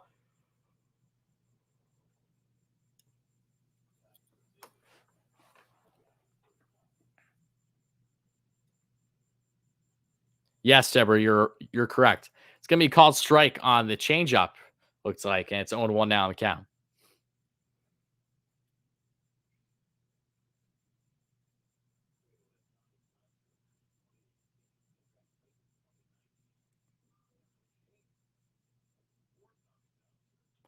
And that's going to be ripped by Mazeika.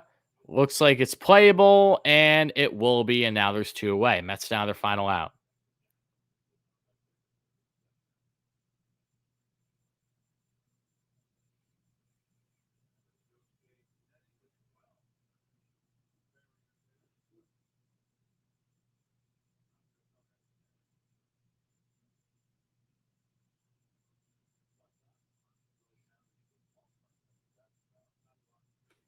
30 likes away from 100. Appreciate that, guys. You're the best. And here's now Taijuan Walker, 1 on, 2 out. He had a base hit his last time up. So let's see if Taijuan can continue to help himself. Taijuan is he's literally he has a 50 average hitting this year. That's crazy. He has like 2 hits all year, feels like. And that's going to be a fastball inside again. 2-0 now on the count here to Taijuan Walker.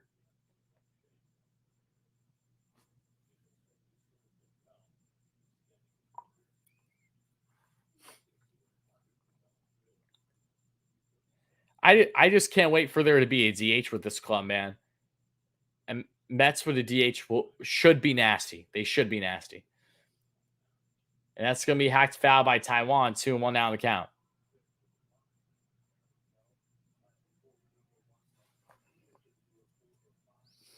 What kind of bats are these? He just walked VR. Why is that guy up there hacking at the first strike he sees? James, I wish I had an answer. That's going to be hacked away foul by Taijuan. 2-2.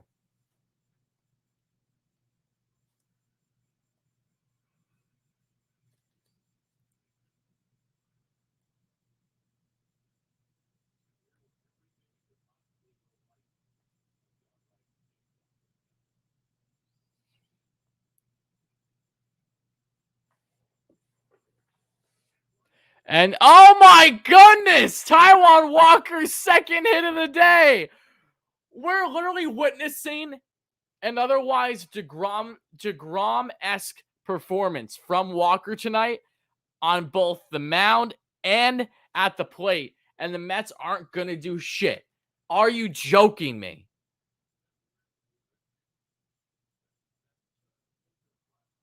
Like, what? It pains me so much when they can't do anything.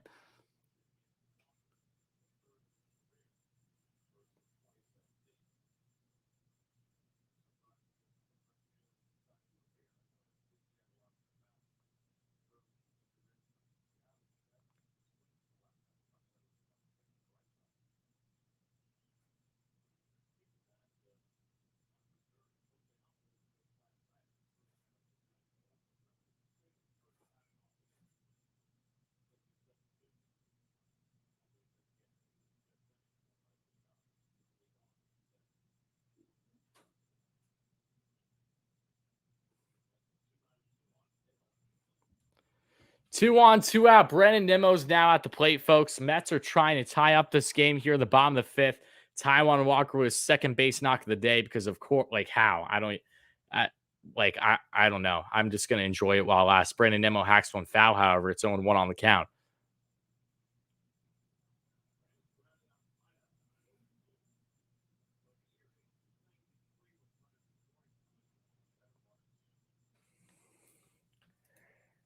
What? Like what? Like what?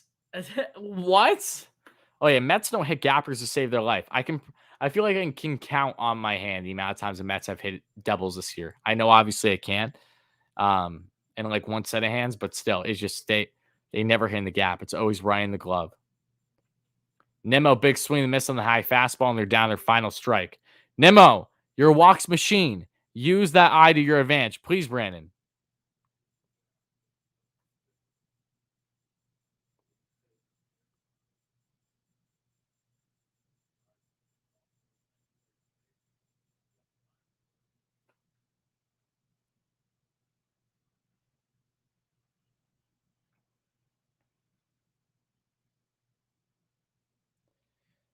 And the 0-2 by Nemo. And he does not go there. Good eye. 1-2 now on the count.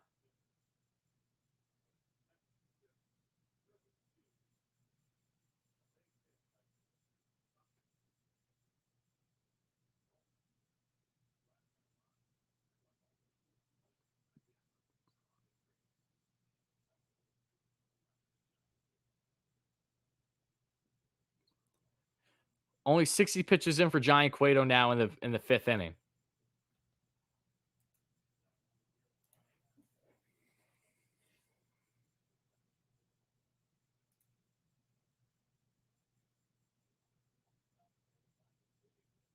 And the 1-2.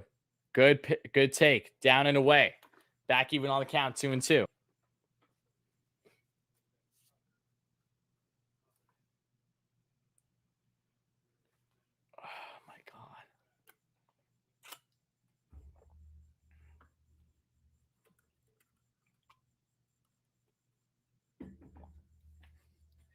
Guys, I'm like you. I'm just so starved for any type of offense.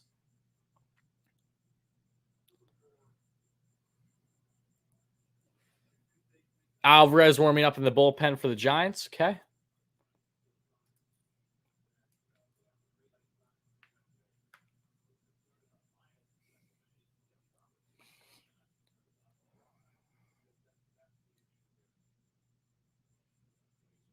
And the 2-2. Good take by Nimmo.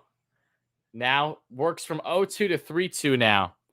Full count here for Brandon Nimmo from Johnny Cueto. 2 out, 2 on. Bottom of the fifth. Mets are trying to tie up this one after a Chris Bryant solo shot back in the fourth inning.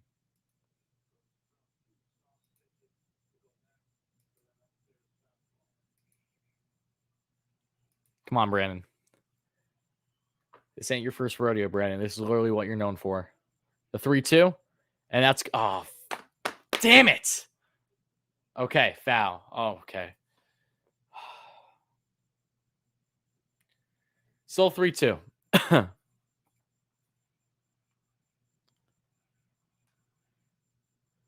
I mean, Alonso's been unbelievably consistent this year. I know that he's not going to hit 50 bombs and 120 RBIs, but there's reason to believe that Alonso can very much get close to that point again in his career and be a consistent 35 home run hitter, 40 home run hitter. You know, he had an immaculate rookie year and took advantage of the juice balls, and you know that everyone's been underperforming this year offensively. But Pete's been on a good pace. He's been on a good pace all year long.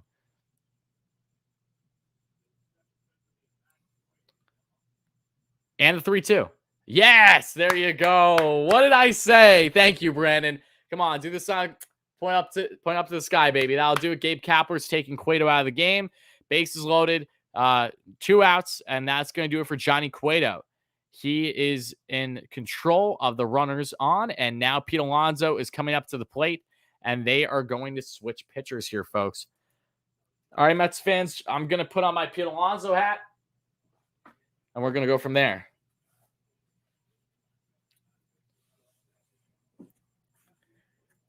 Again, anyone that knows. Oh, wait, maybe is Cueto staying in? Pardon me. Guys, my mistake. Johnny Cueto staying in the game. I thought he was coming out. I guess not. I think he was just having a word with him. My mistake, guys. Normally when you see the manager come out more often than not, it's because the pitcher's getting changed. Okay. We got the Alonso hat on. Big Meat Pete's coming up. Biggest opportunity of the night for the Mets. It's always with 2 outs when this happens. So we'll see what Pete can do here.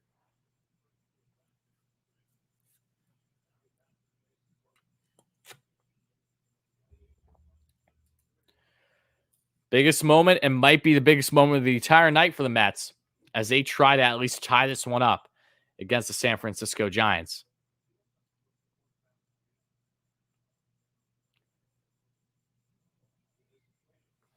And guys, you can't see it, but I do have a Pete Alonso shirt on under this jersey right now. It's his home run derby shirt from 2019. Shout out to my man Dave, who sent it all my way. Literally, my entire outfit's from Dave. So shout out to my man, great friend and subscriber on the channel. But bases juiced, 2 outs. Pitch number 65 by Cueto, upstairs, out of the zone, 1-0. If I'm Pete, I'm being unbelievably poised at the plate here. Do all you can to have a great eye at the plate. Do not chase anything here, Pete. Please.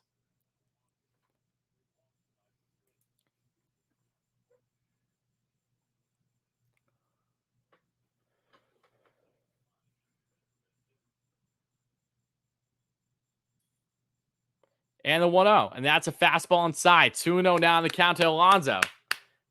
The Mets are 2 more balls away from tying this game. Come on, baby.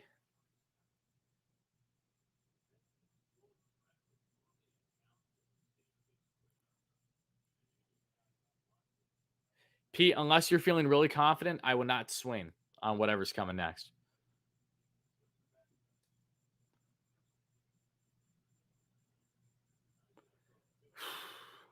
And the 2-0. And he did swing. Would have been 3-0 on the count. Damn it, Pete. I know you're aggressive, Pete. Shit. Ah.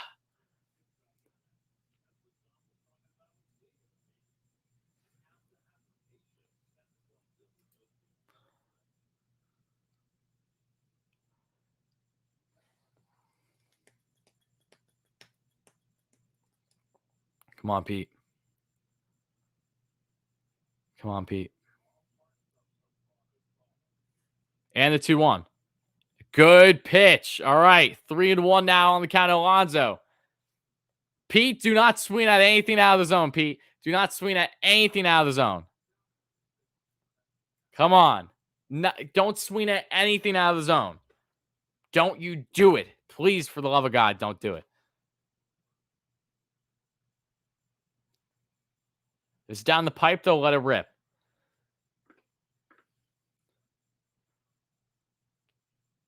And the 3-1.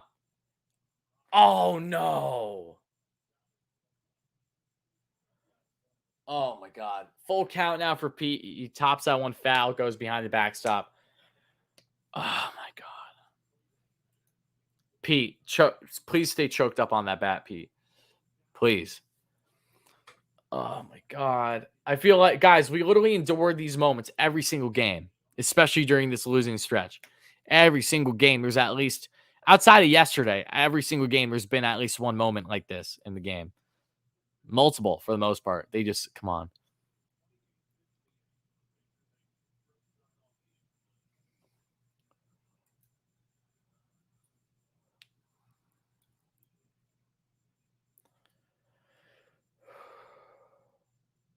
And the 3-2.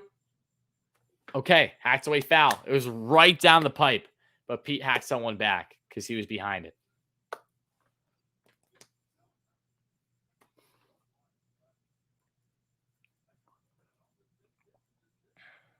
Pete, don't chase. Don't chase, Pete. Please. Please.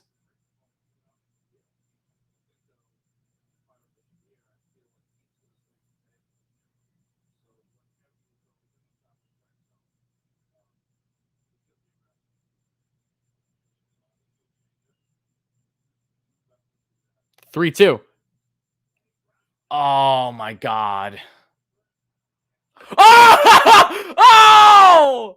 Pete Alonso gets on. Bad throw there by Kris Bryant. And everything is tied up. So KB, who gave the Giants the lead, now lost the lead for the Giants. That'll do it for Johnny Cueto's day. This game is tied 1-1. That is that's the luckiest play the Mets have had in a long effing time. Pete literally chased the slider down and away. It was out of the zone. Just, wow. I'll take it, but that just goes to show you the Mets approach, man. It's so freaking bad. Wow. All right, folks. Tied game. We'll take it. Johnny Cueto's day is done. Kris Bryant is, wow. What a turn of events. What a turn of events.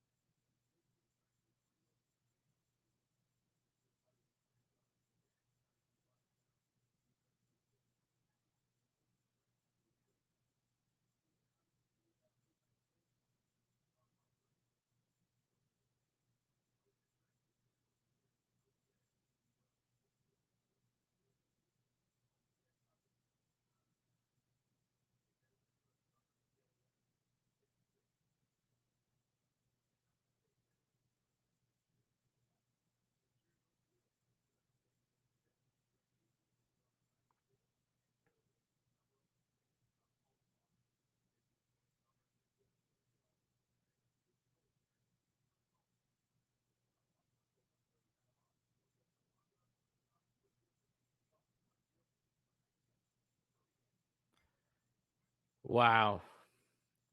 20 likes away from 100. Appreciate you guys. You have to understand, guys, I'll take the luck. We've been dying for any type of run, but man, again, the Mets approach is just still Pete Alonso, who has been one of the Mets' most disciplined hitters this year, as crazy as it is to say.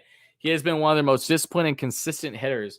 Chases a slider down and away, pulls it, however, and Kris Bryant, who many of us Mets fans want, including myself, back from the trade deadline in the offseason for defensive help as well at the position. Botches a throw that would have been an easy out to end the inning. You can't make this stuff up, guys. You can't make it up. KB's helping the Mets a couple months in advance before he hits free agency and comes to Queens. You'll love to see it. Game is now tied here in the bottom of the fifth. Jeff McNeil is up with bases loaded. We'll see if he can do anything. The lefty is in now in Alvarez, however. First pitch by Alvarez. That's going to be ripped by McNeil. Pop up. That ends the inning. Jeff McNeil, you swing that first pitch will never not piss me the hell off this season. And now the Mets have the top of the sixth. Tied 1-1.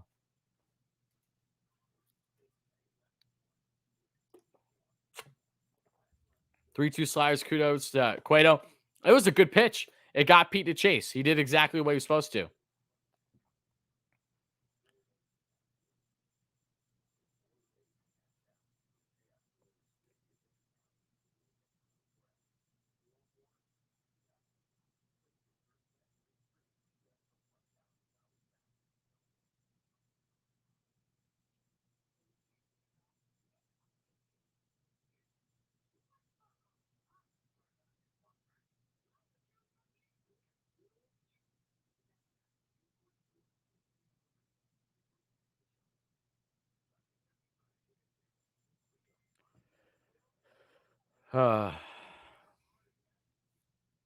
Syracuse? No.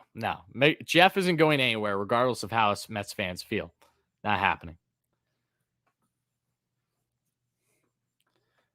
No one rooting for the Mets because he's a Dodgers fan here. Literally, all McNeil had to do was take that pitch.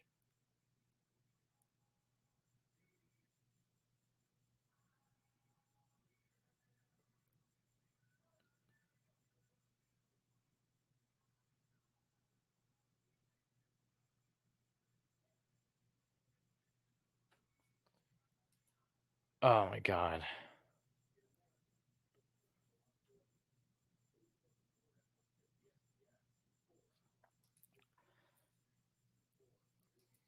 Fire Quattlebaum after that inning.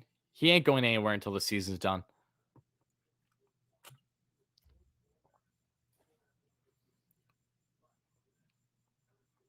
Yeah. It's crazy how much Jeff is making Mets fans turn on him when he's been easily one of the most beloved Mets the past couple of years. This year has not benefited anyone offensively on this club whatsoever. Tampa Bay and the Phillies are tied 3-3. Tampa was originally up 3-1, but Bryce hit a no doubt absolute bomb, dead center. So it's tied 3-3 in the Tampa Bay Rays and Phillies game. If you guys know the Braves are off today, they're off today and tomorrow because then I'm almost certain they're facing the Giants then. I don't know. Are they at home? Are they home? Yeah, I think they're home. Either way, they face the Giants after this series.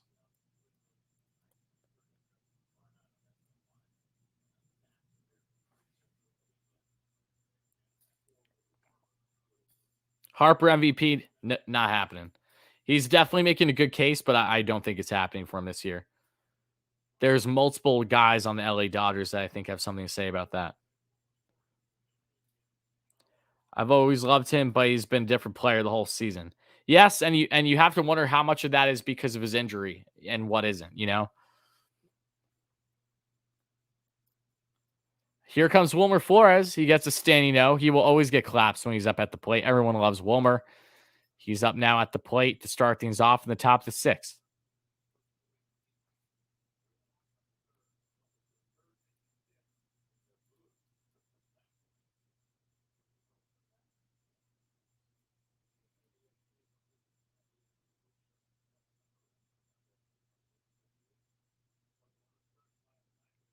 It's going to be off speed pitch. That's going to be called strike now. 1-1 here on the count.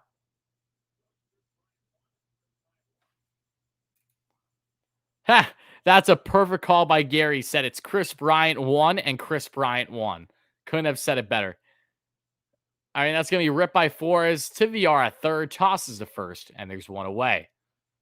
Taijuan makes quick work of our favorite, that being and Mr. Wilmer Flores.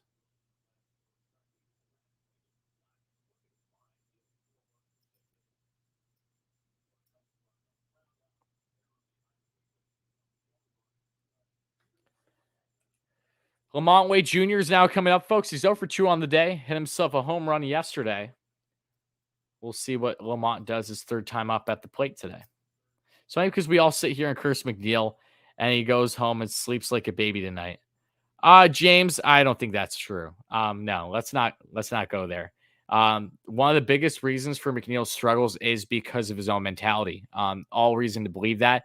He has openly said how he gets with his frustrations. It's noticeable.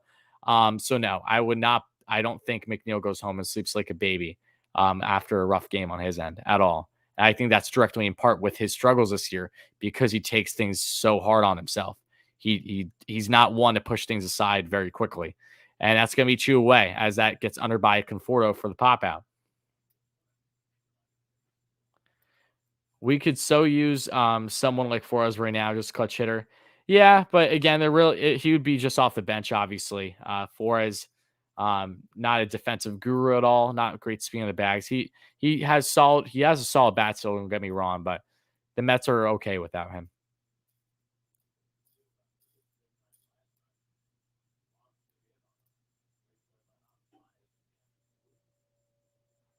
James, I'm sorry, but if you think that they don't care just because they're millionaires, then you aren't paying attention. With all due respect, that's the most, one like I don't. That's the most blinded comment you could give. What? Just because they're millionaires, you expect them to have no problem going to sleep every night? No, this is their livelihood. A lot of these players are fortunate that they make the money that they do, but you also have to realize that they're amazing athletes. Most players in the game are not playing for the money factor per se. They're playing for it for the love of the sport. Okay, doesn't go for everyone, but again, I think I don't agree with that comment at all. To say that they don't care because they make good money, that's just foolish, and that's a fly out there by Brandon Belt to end the inning.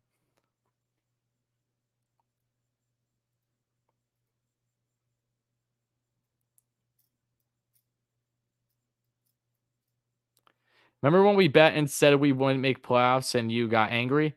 I mean, Matt, given the time of where the Mets were, yes, there was reasons to justify myself being against that.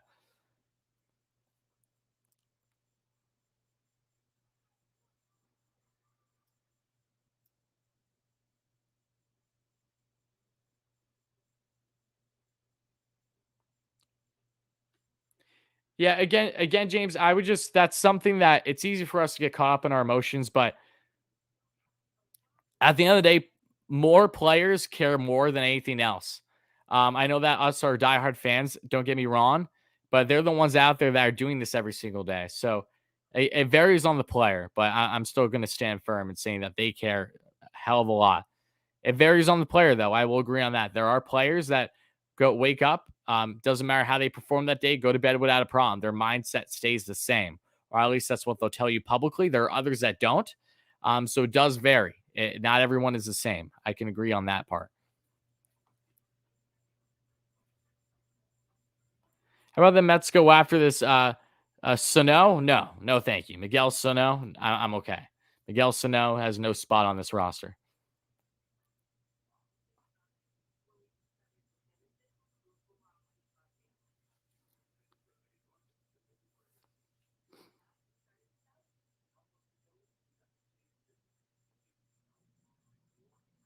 Taiwan has 2 hits. Yes, he does. Yep.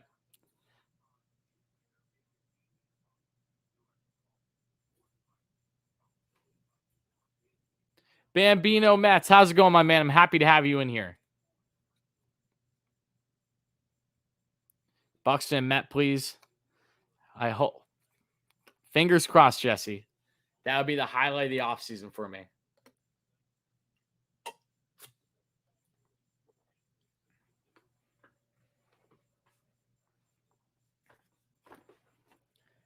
All right, the Mets gained Ramirez from the Indians, soon to be Guardians. We'll see. It'll take a haul and a half to land him. So, would it make sense for the Mets to land him? 1,000%, but they'd have to give up quite a pretty penny, asset wise, to get him. And if he's on the market, who's not to say that a team can't come up with a better offer and better prospects than the Mets? So I'm not going to say it's likely for them to land Ramirez at this point in time going into the offseason. 1-0 on the count here to Michael Conforto, folks.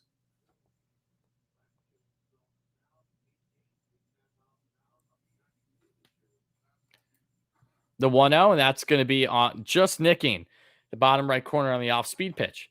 1-1 here as Watson is in to pitch the lefty on lefty for Conforto.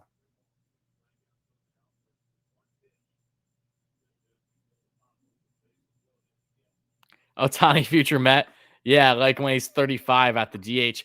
Michael Conforto, opposite field base hit. Oh, that's all I need. That's all I need. Michael's been pulling for Oppo all day long, took advantage of the shift. We take that. We take that. We take that. Oh my goodness. There's nothing that gets me more amped than Michael in opposite field. Oh my goodness. I don't care that's a base knock. I'm gonna fanboy about all I want. I don't give a damn what you guys have to say in the chat. Gotta be honest with you.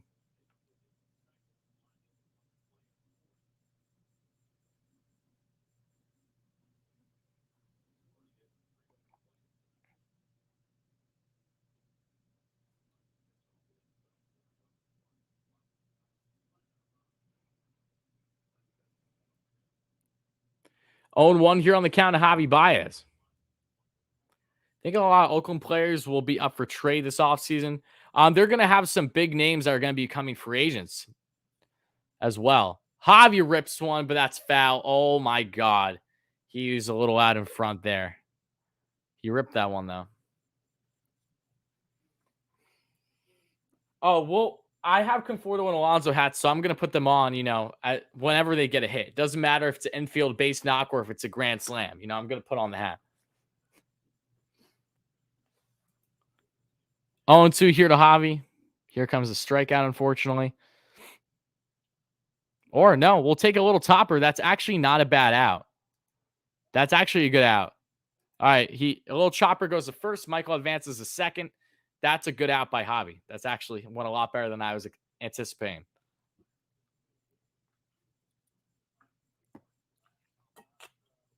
Chapman and Alonso, Olsen are still under contract, correct? But Canna is going to be a free agent, and so is Starling Marte. And those are two names you more than likely will see the Mets chiming in on.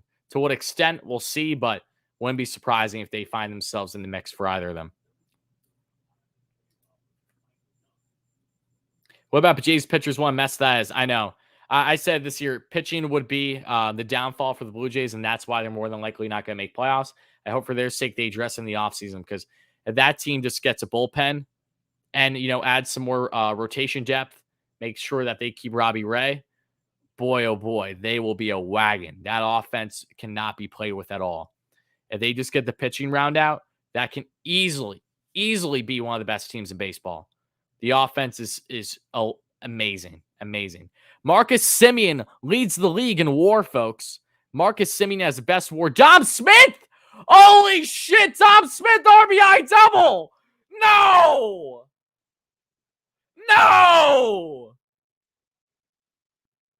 Have my eyes deceived me? Dom, after being benched yesterday, 2 hits today, now an RBI base knock to bring in Michael Conforto. The Mets have a lead. Nah. All right, let me know when I can wake up, folks.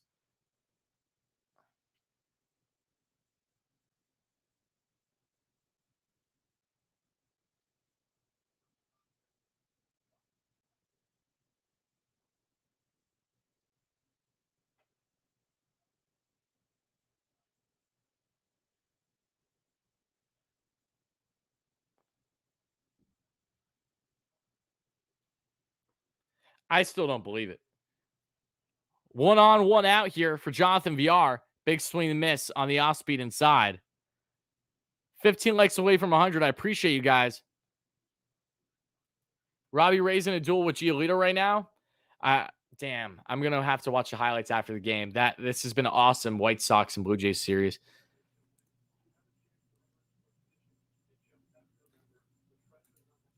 And the 0-1 now. And, oh my God, horrendous swing by Jonathan. My goodness gracious. 0-2. This should not be surprising. And that goes in hand with arguing that Dom should have been in the lineup yesterday, even though he's been dealing with nagging injuries and he has not been swinging the bat good. But Dom rakes lefties.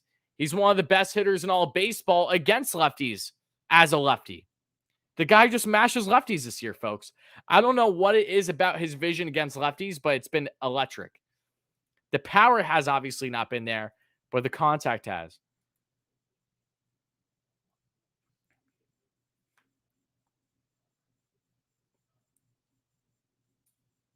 Mets targeting Robbie Ray. I don't know necessarily about that. They're going to want to lock up Stroman. They'll probably want to keep they're going to want to keep Noah.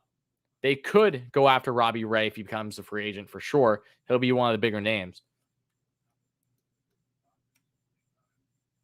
You're at the Mets game? Awesome, Jaden. Hope you're having a great time. Off speed pitch misses downstairs. 1-2 now on the count.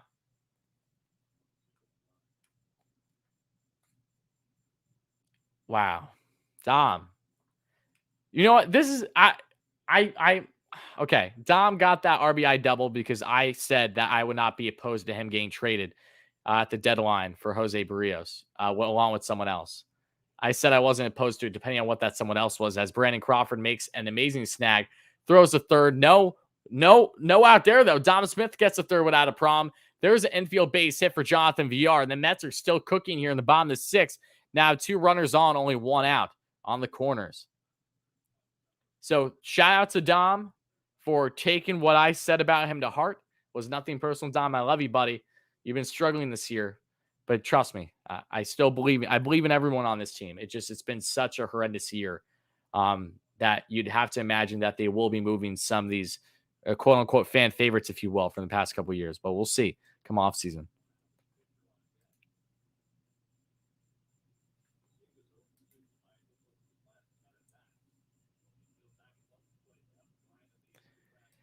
And the first pitch of Mazika is going to be a called ball. 93 hitter misses out of the zone.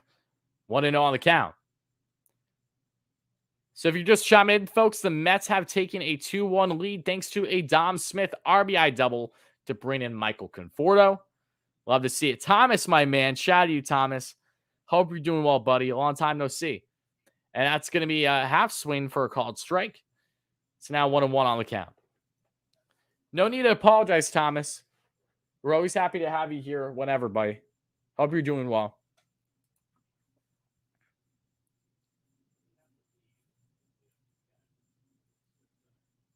And the 1-1. And that's going to be called strike at the knees. Mazika's down to his final strike here. The Mets do have plenty of bench bats available should the inning continue here if they want to pinch hit for Taijuan, but we'll see.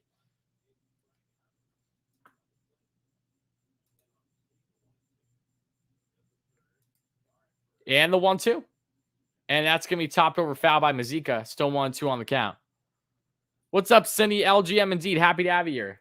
Been working your butt off. Been busy with school, same old stuff. Lindor got the day off because he just came off the rehab. He didn't have a rehab assignment, pardon me, so they never plan on him to start every game this series, but he's expected to start the bulk of games in their 15-game stretch against the Marlins and Nationals. So he'll probably be back tomorrow, and then he'll get on a roll from there. And the 1-2 here to Mazika. And that's going to be pushed, and that's going to be a double play, and that would do her for the inning. It would have been nice if the Mets could have done more, but they now have a 2-1 lead heading into the top of the seventh, folks.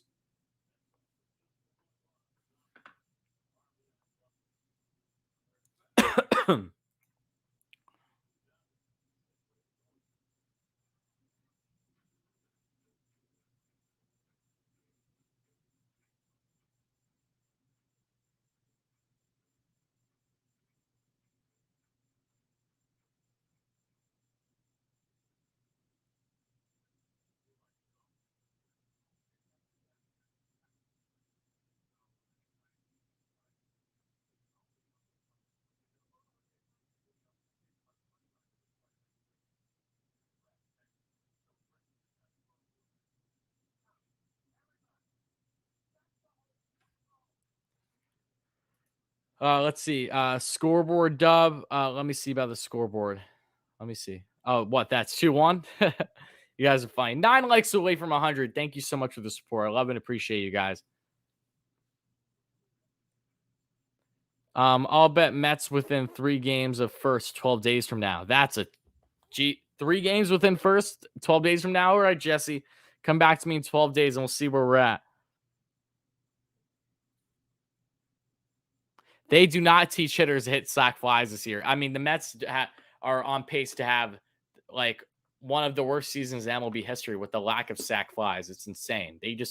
They'll fly out left and right, but they won't do it when a runner's on third. They just can't. They just can't. When a runner's on third with less than 2 outs, I should say.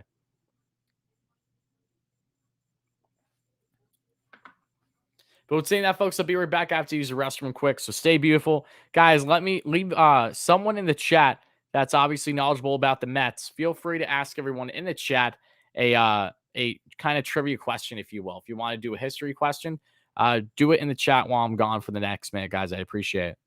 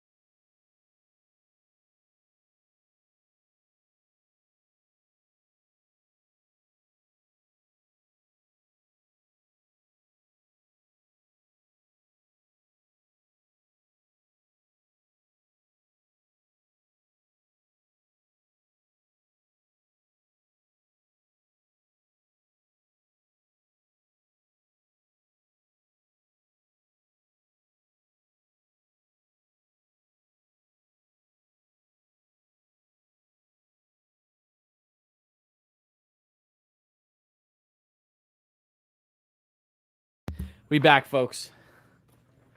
And the 0-1 here to Bryant. That's going to be ripped foul at third baseline. It's now 0-2. KB, who hit a solo shot to end the no-hit bid back in the 4th for Taijuan Walker, and also helped give the Mets a tied game at that point thanks to a throwing error an inning or so ago. Now we have an 0-2 count here to Chris. 70 pitches in for Taijuan. That's going to be pitch that just misses the inside corner, and it's 1-2 now on the count.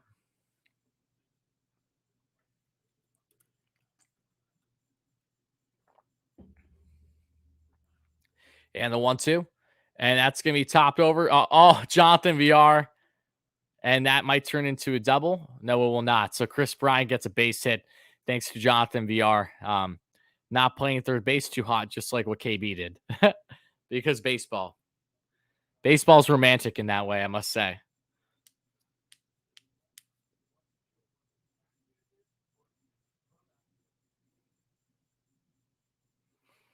I have been watching baseball for many years. I'm not exaggerating by saying this is the worst hitting team I've ever seen. Mike, they're the one of the worst in baseball, so you're not wrong for saying that.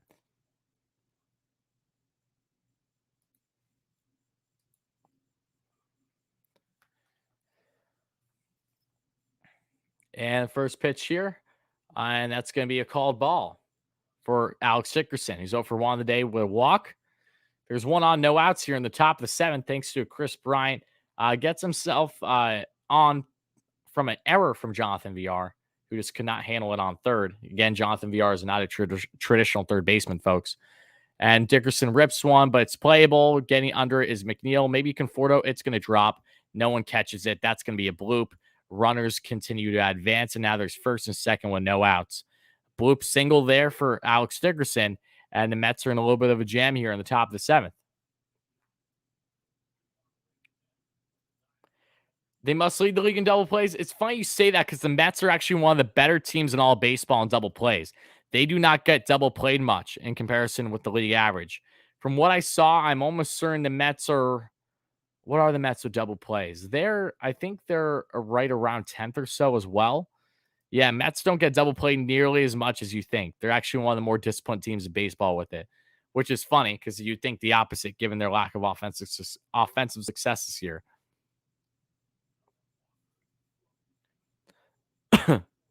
Taijuan's now out of the game after only 74 pitches.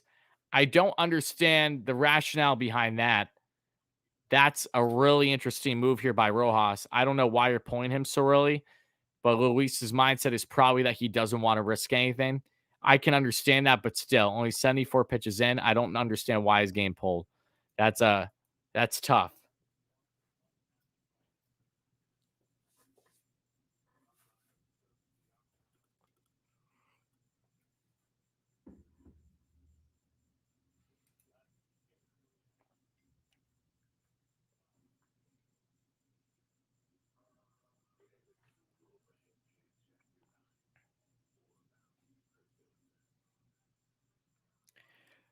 Okay, let's see. Rationale. Walker's pissed because he just got taken out. I don't blame him. He's been pitching a great game, only 74 pitches in, but there's 2 on, no out.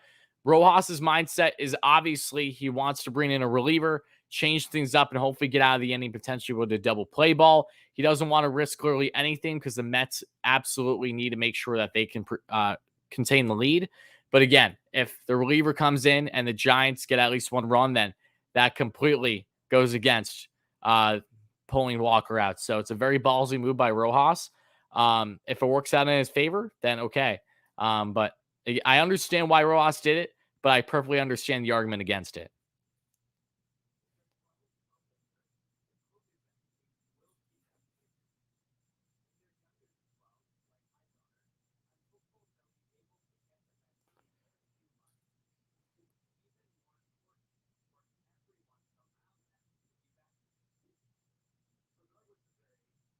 This is Blake Snell vibes. No, not nearly to the same degree. Let's pump the brakes on that one. LGM, yes, Alvaro. Appreciate you being here, my man.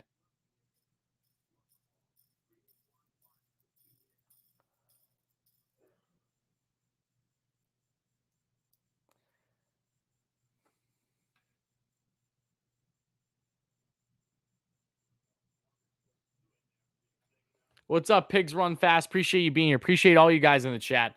If you guys aren't aware, Taijuan Walker was just pulled from the game after pitching only 1 run ball here in the top of the 7th, only 74 pitches in, with 2 guys on, no outs. So we'll see if this ends up benefiting the Mets or hurting them in the end.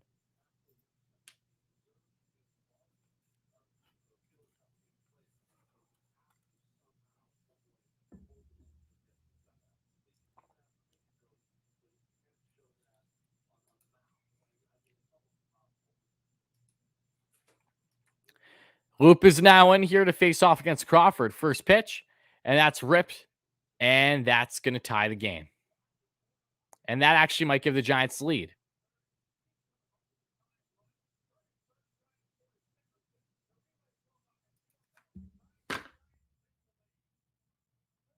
Rojas just lost the Mets the game.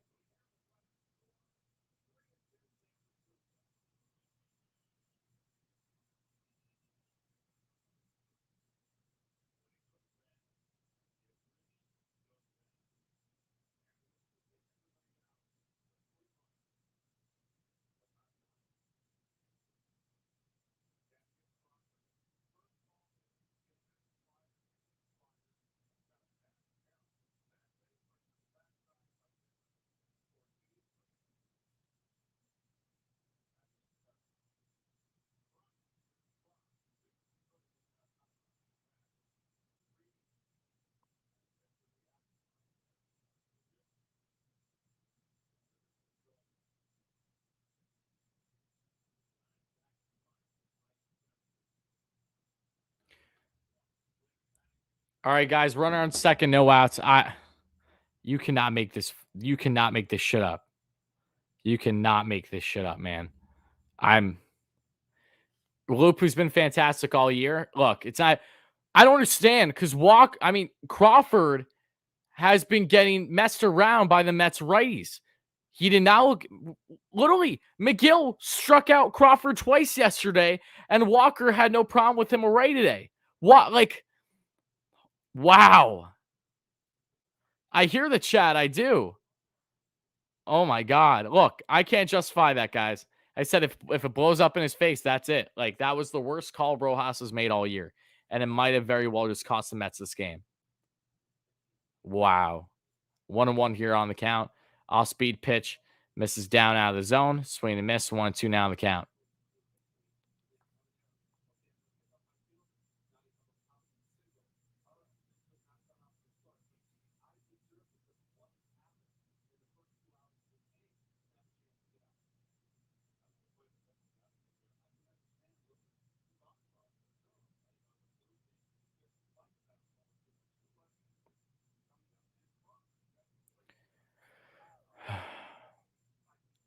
And they're going to say that's a hit by pitch. So 2 on, no out now.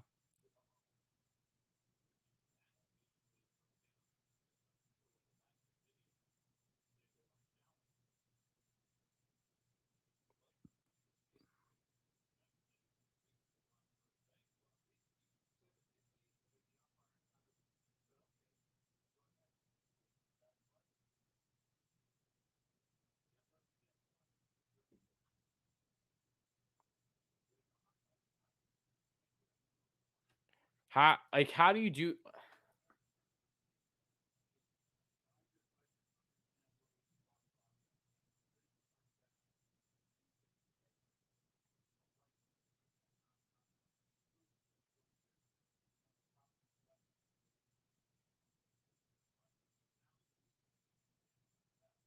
Casali yanks one foul. Good hack. Just 2 out in front.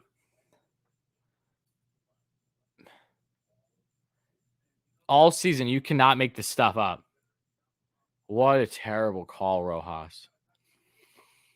Oh my God.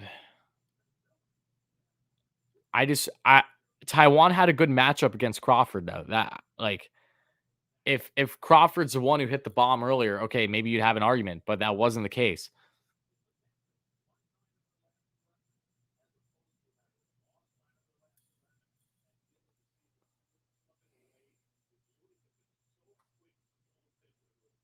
First hit he gave up to a left-handed hitter all year. Wow. See, and Loop's been money. I'm not, by no means am I mad at Loop right now. That's going to be pitch inside. It's 2-1 now.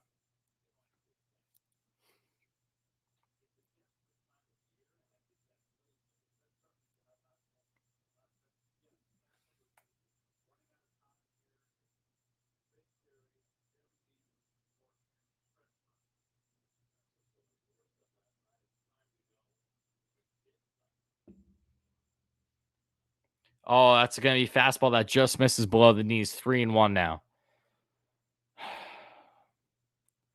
Taijuan really just is now charged with 3 runs tonight when he very well could have gone out of that jam. Holy shit. Wow. Unbelievable. That's going to be topped off foul. 3-2 now on the count.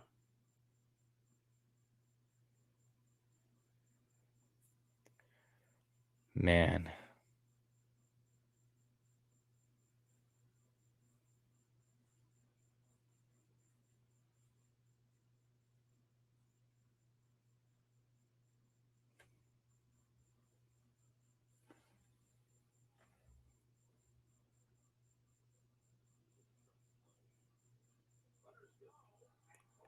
Oh, sweet. He gets the runner. He gets Crawford at third. They try to do what looks like a double steal. Crawford could not get there, and that's going to be the first out. Wow.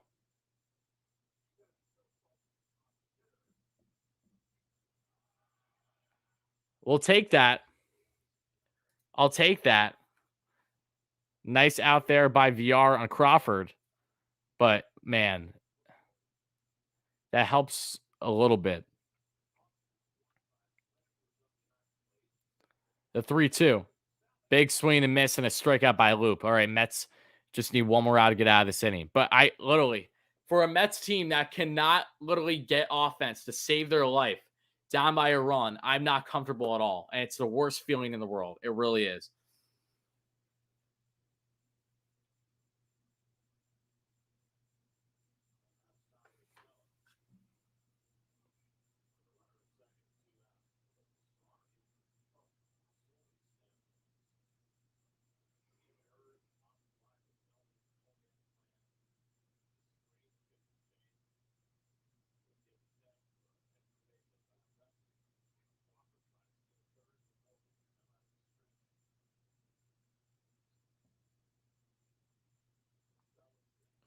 Oh, and 1 here on the count for Tommy La Stella.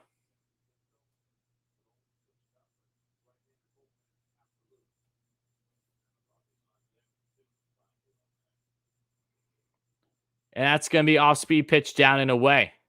And it's 1-1 now on the count.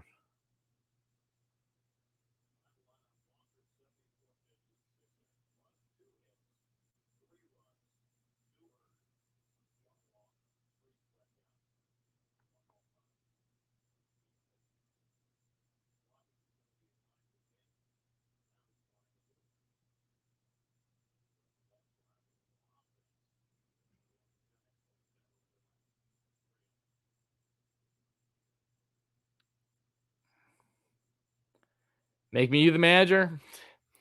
You guys would turn on me with the first pitch. And that's going to be off-speed pitch away. It's 2-1. Oh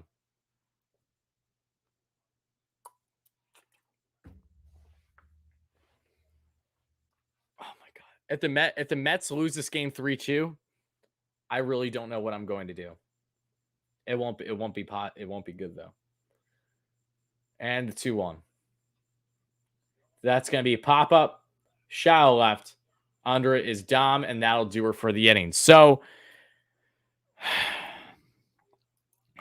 Giants have 3 runs on 3 hits. The Mets 2 runs on 8 hits.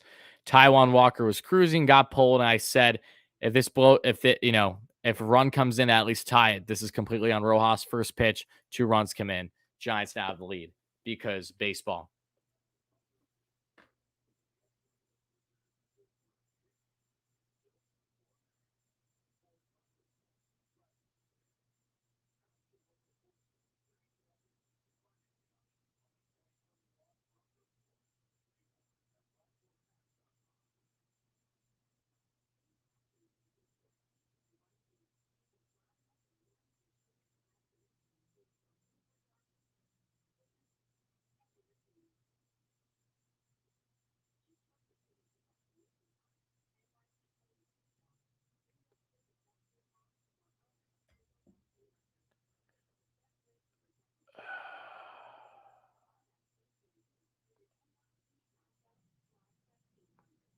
Guys, I'm disgusted.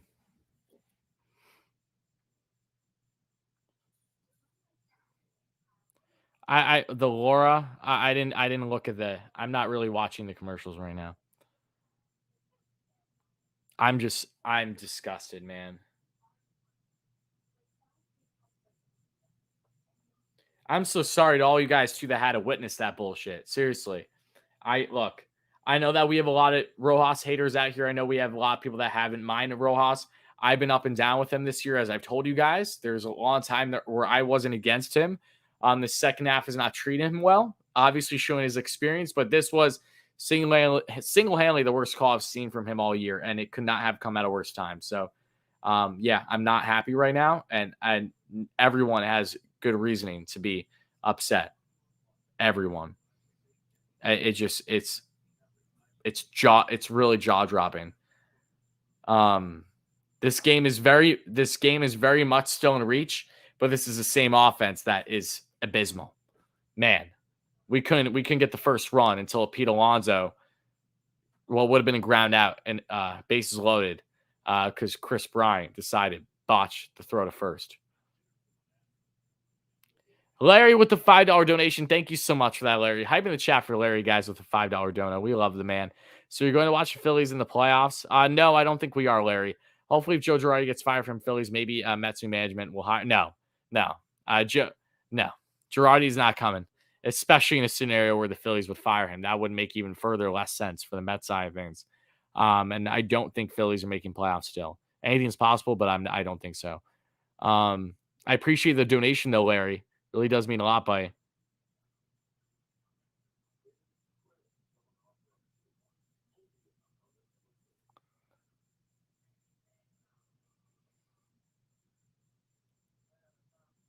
We're at 99 likes. Whoever becomes the 100th like, let me know in the chat ASAP, guys. And I'll give you a massive shout out.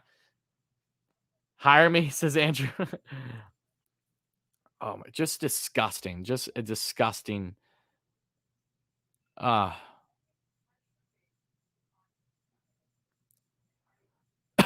uh. Thank you for, oh my goodness, 109 likes. I don't know who became the 100th like, but thank you so much, guys. I love and appreciate you all. That means a lot, everybody. Well, seriously, what? And make sure to subscribe too if you're new on the channel. If you're enjoying the stream, if you like consistent Mets content, this is the place to be. We'll be live tomorrow for another in-game commentary. Friday, we'll probably be live with a Mets Talk segment, recapping the series and previewing the upcoming series for the Mets, taking some callers, potentially Q&A. More great content on the channel as always. But yeah, I'm still just distraught. What happened? I was away for a few minutes. Louis Rojas is what happened, Stevie, unfortunately. You were the 100th? Cindy, if you were the 100th, thank you so much. That really does mean a lot. Shout out to you, Cindy, if you were in fact the 100th like. Absolutely distraught right now. Talk about hurting Walker's confidence more than anything, though. He was cruising. He was cruising. And you couldn't put your trust in him.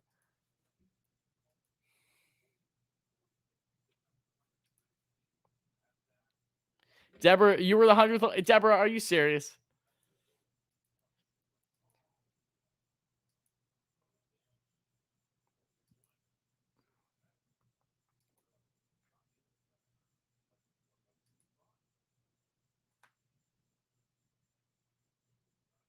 MLB take, I got Giants. $5 donation to channel for loser.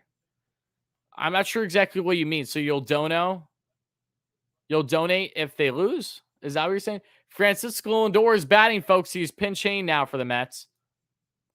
And first pitch to Lindor is going to be a called strike. Top right. Lindor's pinch hitting. I'm curious if he will be switched in then to stay in the game. I'm not sure, however. So we'll see.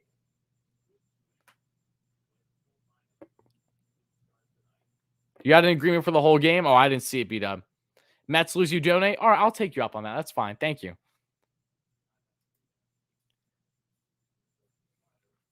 Oh, 2 on the count here for Lindor.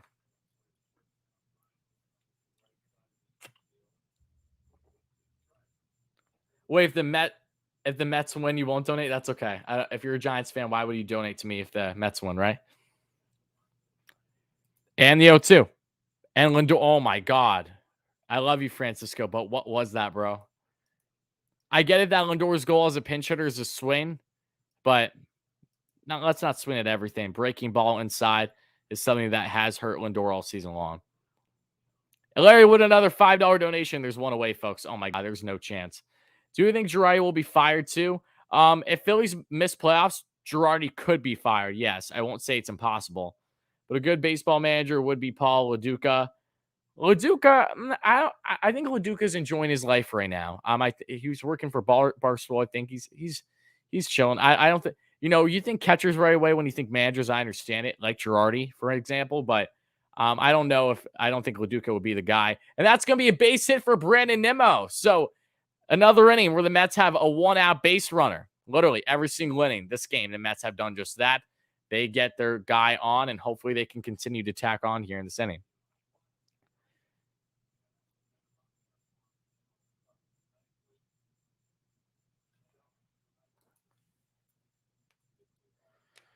Good base knock by Nimmo to avoid the shift there. So I think Ross could get fired if we lose. I'd be very surprised by that.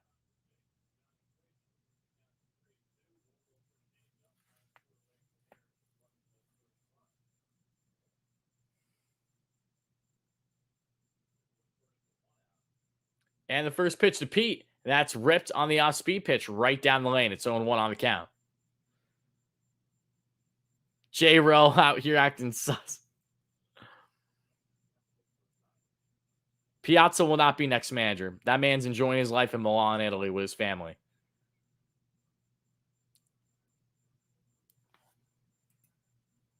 God, though, could you imagine if Piazza was manager? That'd be crazy. Won't happen, but that's just a crazy thought. That's a catcher that I would be in favor of. But he need experience, though, too. He's not a guy that I think would just come in and, roll right away. I doubt that.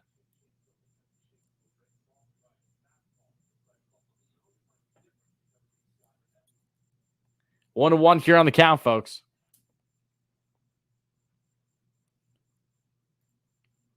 And pitch number 7 underway by Leon. Big swing and miss by Pete. Chases that one just out of the zone. 1-2 now on the count. Choke up on that bat, Pete. Please do not swing down and away.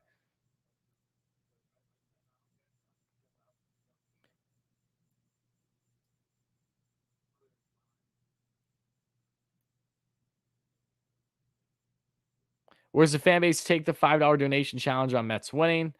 If I pay if Mets win, same challenge whole game. Beat them. Now you're confusing me. I thought you said you would donate if the Mets lose, not win.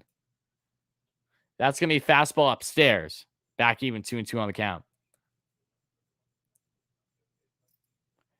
Do I think the Mets will make playoffs and the Yankees won't? No, I think at this rate, it's very much vice versa. Yeah, Piazza won't be a coach for the Mets anytime soon. I'd have to see it to believe that. That man's enjoying his life away from the Mets and the United States for the most part. Checks back at first. Nimmo ain't going anywhere. Still 2-2 here on the count. Oh, you're donating regardless. If that's what you mean, then Mets lose. I'm Giants. I know you. I know you're a Giants fan. I'd shout you out, but I have no clue on even how to pronounce your name. And that's going to be a little chopper by Alonso. Chases it, and that'll do her for the inning. Pete, all I asked was that you wouldn't chase down and away, and you chased down and away, Pete, just like your last at-bat. We can't get throwing errors in our favor every time. Mets now head the top of the 8th. Still down 3-2. Mets are really going to – if the Mets are really going to lose this game, I'm going to – man.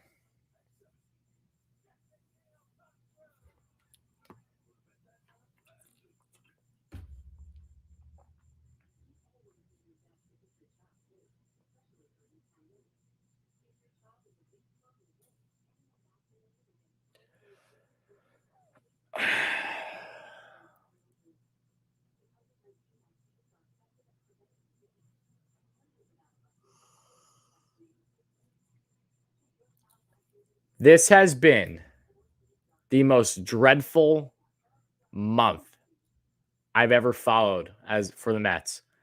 And that's saying a lot, I think, because the Mets have had some pretty damn bad months the past 5 years. But I've never seen one this bad when it's because of their offense. Normally, it's because they have a bullpen that implodes, and it sucks. Having a shitty bullpen is always terrible. The script has been written complete opposite this year. Pitching is the least of this damn team's concerns. They have playoff caliber pitching all year long, even without Jacob deGrom. With their endless injuries, they have still been getting a respectable job done. And this offense is just god awful. Holy shit, man.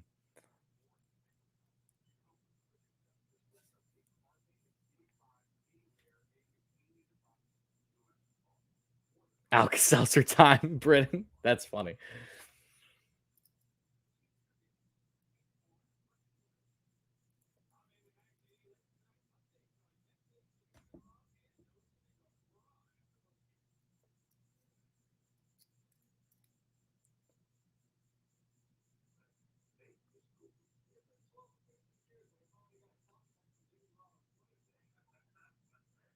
I just saw a discussion with David Wright, Jimmy Rollins, and Chipper Jones. I do not like that.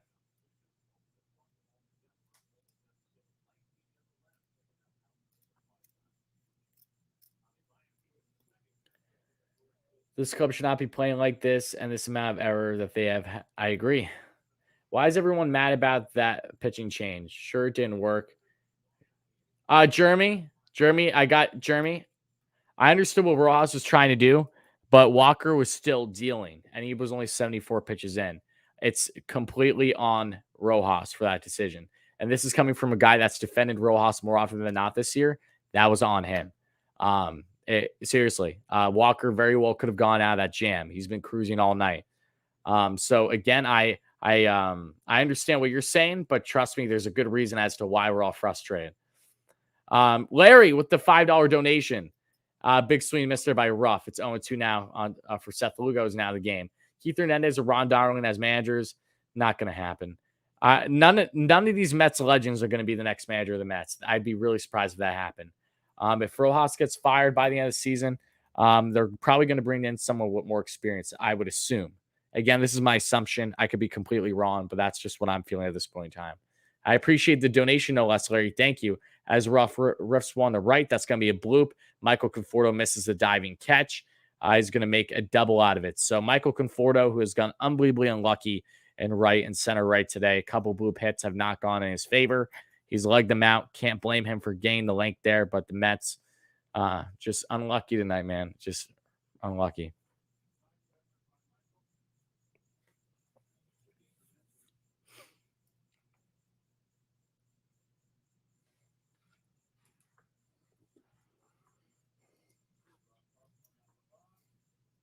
Guys, Conforto has been playing Gold Glove defense the entire year.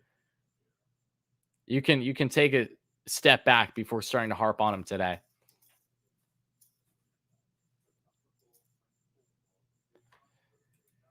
And that's going to be a curveball in for a called strike there on Lamont Wade Jr. It's 0-1 on the count. So the Giants have a runner in scoring position lead off the top of the eighth. They're up 3-2 to this point.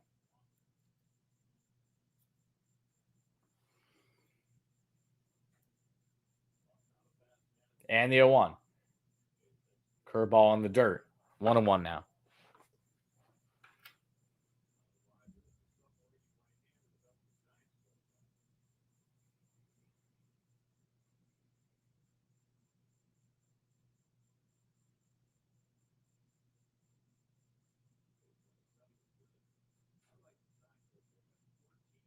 The Mets have hit into a season-high 5 double plays tonight. Lamont Wade Jr. Oh, what? Javi Baez! Double play by Javi. Guys, oh my God, his defense is so freaking good. Javi Baez with the amazing snag to throw it back to second to get Ruff. Wow, finally something the Mets fit. What a turn by Javi Baez, guys. Hype in the chat for Javi. Holy shit. Talking about double plays. Wow.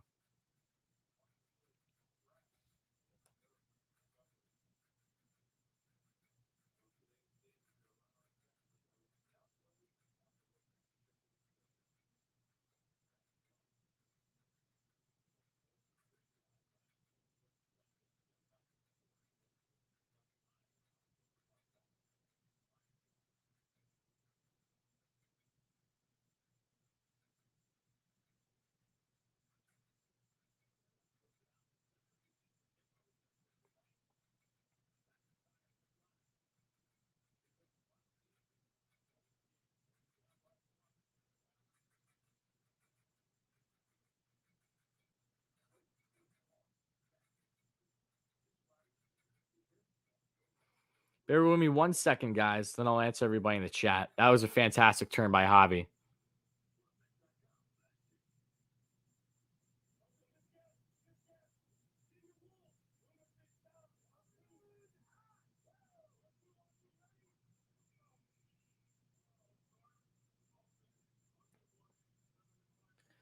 All right, folks. Sorry, Wardy. Why are you apologizing to me, B-Dub?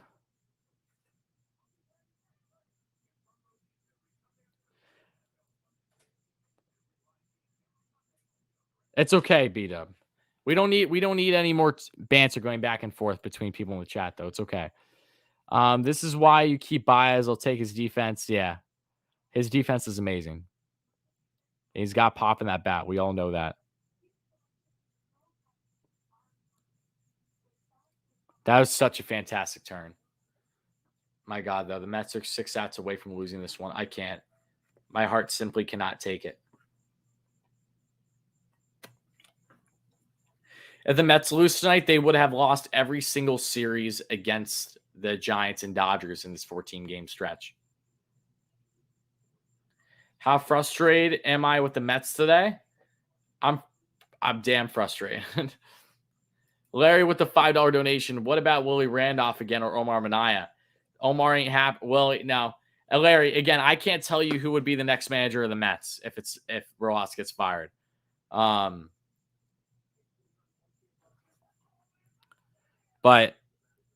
I appreciate the donation. Everyone hyping the chat for Larry with the $5 donation. Larry's trying to come up with all these different options, managerial-wise for the Mets, should they part ways with Rojas, which I'm sure more of you than less of you would want at this point in time. We'll find out soon enough what the future holds for Rojas. But again, like I said, I'll be beyond surprised if something happened in season.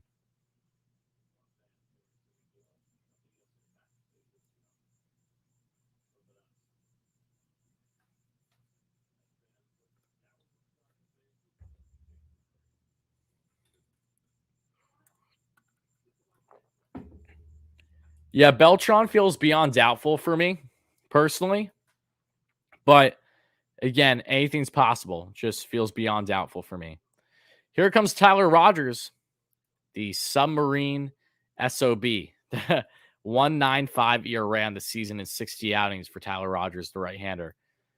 And the setup role here for the Giants. And now JD Davis is pinch hitting. First pitch to JD is going to be a called strike on the off-speed pitch right down the lane. It's 0-1 on the count.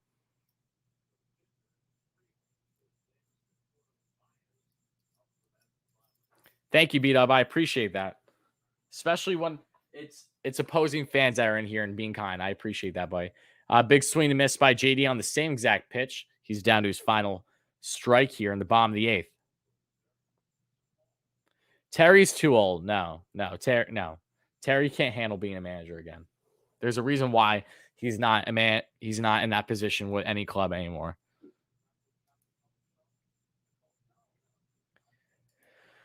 And the 0-2. And that's going to be a called strike 3 on JD Davis. JD, who's in a pinch hitting role to swing the bat, does not swing the bat when that was very much a hittable pitch. Love to see both him and Lindor not. Lindor swung. He just swung at the wrong pitches. But JD doing what he does best during this horrendous stretch. And that is taking a called strike 3 for a strikeout, man. Just worse. So bad. JD's had some good hitting games for sure. But, man, it got to swing there, bro. You're in for a reason.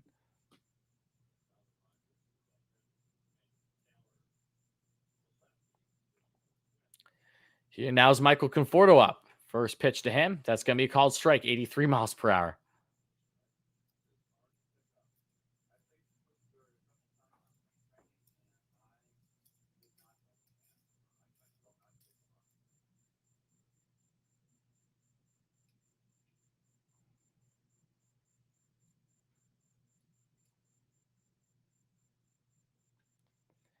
And the 1-1 on the count here.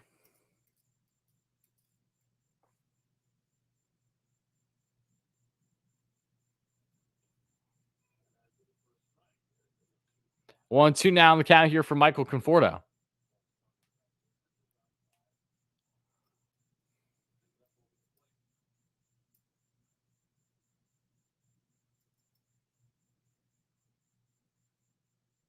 And a 1-2. Oh my God, no chance. No chance.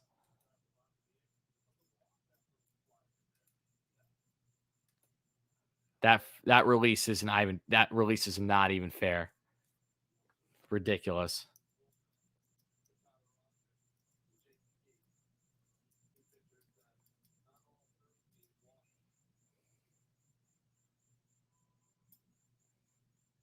Do I think Conforto the Yankees is possible? No. All right, here's Javi Baez, 1 for 3. First pitch to Javi. That's a curveball, off-speed pitch that sailed way upstairs. He gets so low. It's crazy. I can only imagine how much that puts on, your shoulder and your arm, stress-wise, if that's more or less. And that's going to be a 2-0 now on the count here to Javi.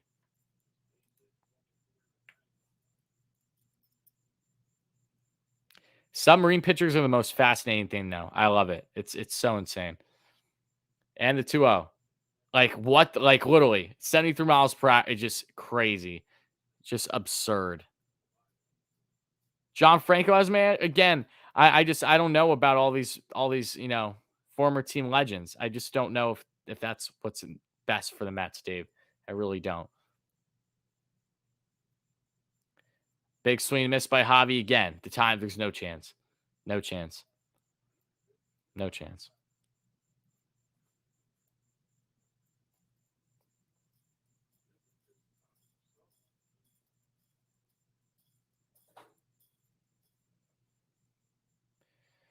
And the 2-2. Javi tops on one foul. Playable. That'll do her for the inning. Mets head the top of the ninth. Still down 3-2. Larry with the $5 donut. Thank you again, Larry. That means a lot. Ward, the new manager, and Gigi replaces Mr. and Mrs. Met as new mascot. Now I like what you're proposing here, Larry. I think, guys, I think that's something that should happen. Gigi, my bunny, yes, and we will be bringing Gigi in the bottom of the ninth, folks, for a rally, just so you know. But I appreciate the dono, Larry. Yes, I agree with you there. I think that's a smart move. Evan Roberts should manage the Mets? Dear God, no.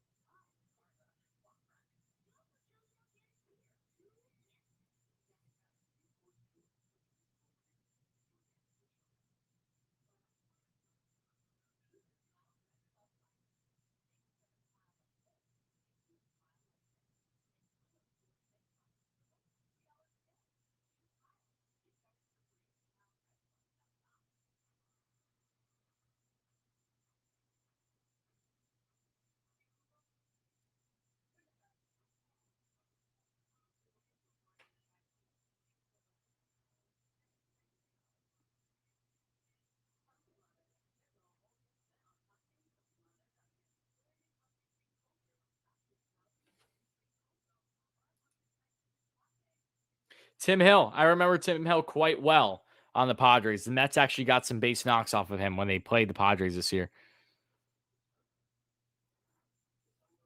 Guys, I'm disgusted. The Mets are 3 outs away from losing this one. The Giants, to this point, have not hit tonight. Rojas is really going to lose us this game, man. Dave with the $5 donation. Love you, Dave. Thank you so much for that, Dave. Hype in the chat for Dave as well. My man, you're the best.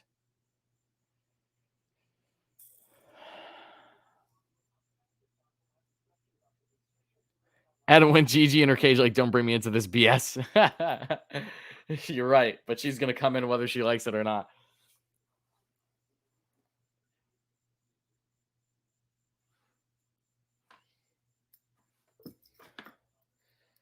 Oh, my goodness, guys. I don't know. What the fuck? Pardon my French. First pitch here by Trevor May, who's pitching the top of the ninth. That's going to be a fastball upstairs, 1-0. That's what I get for flicking my rain around, and I just lost it. 1-0 on the count here for Trevor May against Chris Bryant. And the 1-0. And that's going to be a called strike. Inside corner, top right. Give me 1 second, guys. I just want to grab this.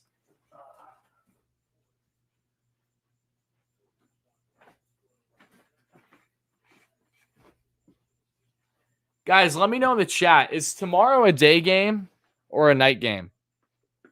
And I just went out of focus on the camera. Doing that. Oh, no, I'm good. KB rips one. Playable for Nimmo. He's under it. 1 away.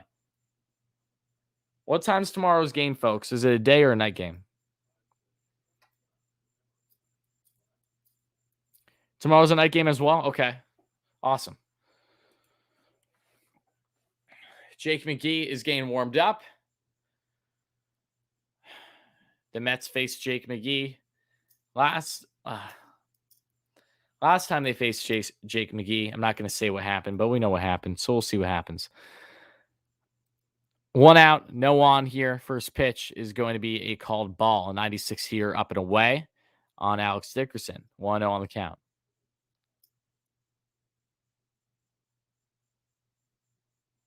Yeah, Marlins aren't going to let Mcneil go, especially the Mets. No way. Off-speed pitch misses. A big swing and miss by Dickerson, I should say. And it's 1-1 back even on the count.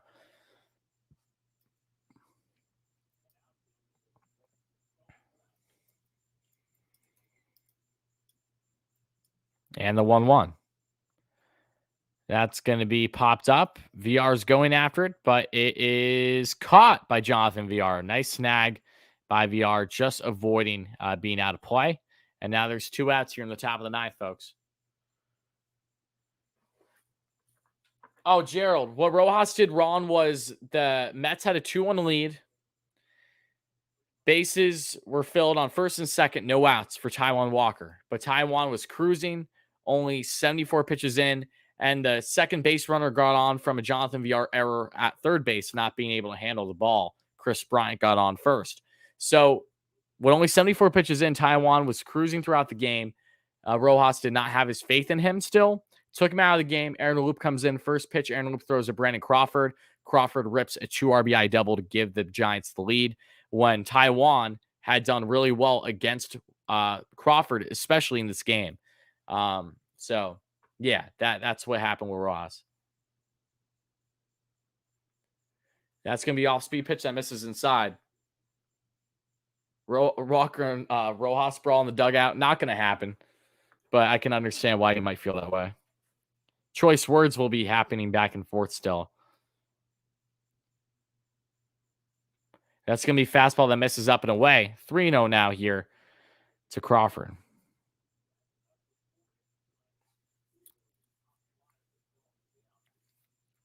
May's probably not using his off-speed stuff because he isn't feeling comfortable with it, if I had to imagine, or he just feels like he can get the job done with the heater right now. If he can, then by all means keep doing it. 97 paint right there. It's 3-1 now on the count.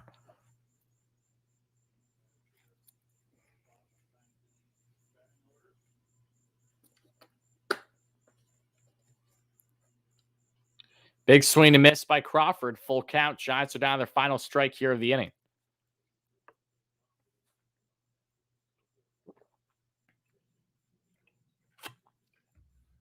I've been such a big Rojas supporter, but if you don't think that he's at fault for the Mets losing the lead tonight, I literally have a bridge to sell you. That's going to be a hacked away foul.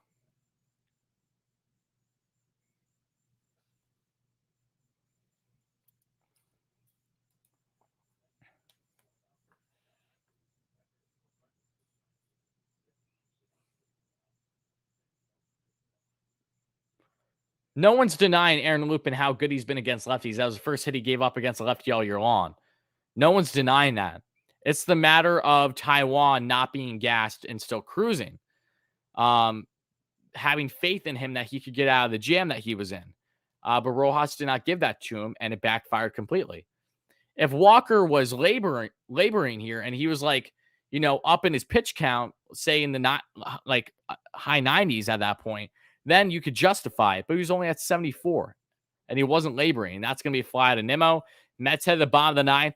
3 outs to get 1 run to at least tie this game up. It's going to be Dom Smith, VR, and Mazika as your next 3 batters. Bomb of the Order coming up. So just about bomb of the Order. That being said, I'm going to go get Gigi. We're going to try to get a rally rabbit going. I'll be right back, folks.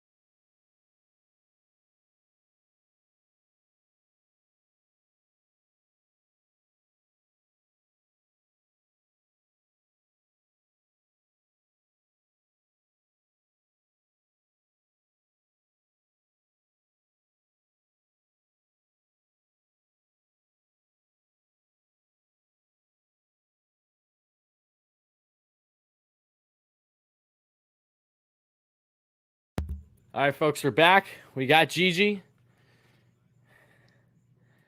We're going to try to get some Rally Rabbit magic going. We'll see, though. Everyone say hi to Gigi. If you guys don't know, this is my 7th month or so old Lionhead Bunny. Her name's Gigi. We bring her in the live streams as a Rally Rabbit in hopes that this brings good luck to the Mets and trying to come back from a deficit. And or we bring her in at the end of the game. If the Mets win in the end, then we just have a little celebration with her. So we'll see what she can bring, if anything, tonight for the Mets.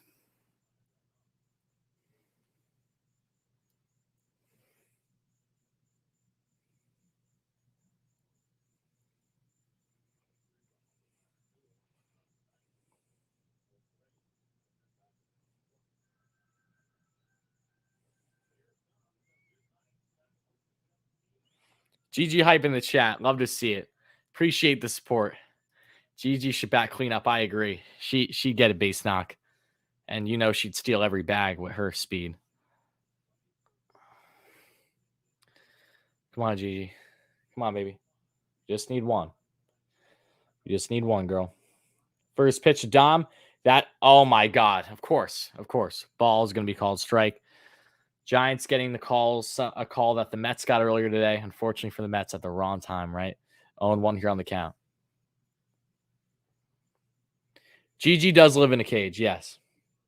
But I give her run time every day out of the cage. Big swing and miss by Dom with a heater right down the pipe, and it's 0-2.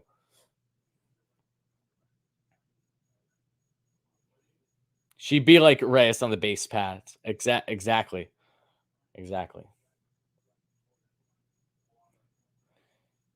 And the 0-2 here from McGee. And Dom's going to hack that one foul, keeping the at-bat alive.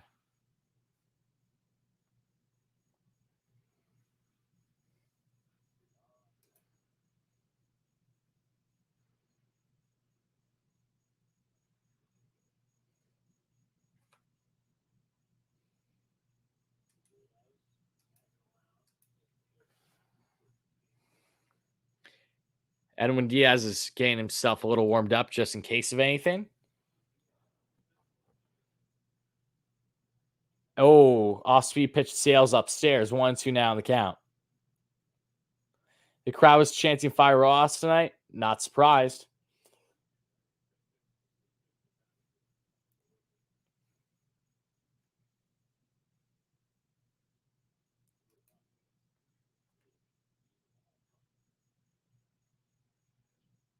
And that's going to be chopped foul by Dom.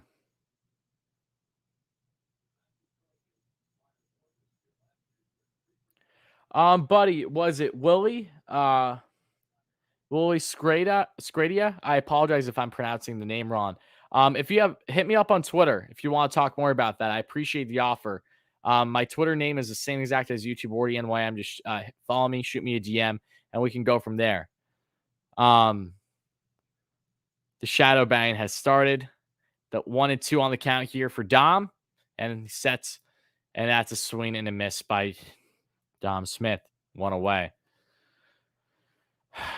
Fernando, why the Mets suck so much this year? More injuries than any other club in baseball, the most in their franchise history, a horrendous schedule, and a complete lack of consistency at the plate. And that's something injuries, you can only justify the reason so on for. When the team's healthy, they haven't gotten the job done. And it's a systematic problem with the Mets and runners in scoring position. And I wish I had better answers.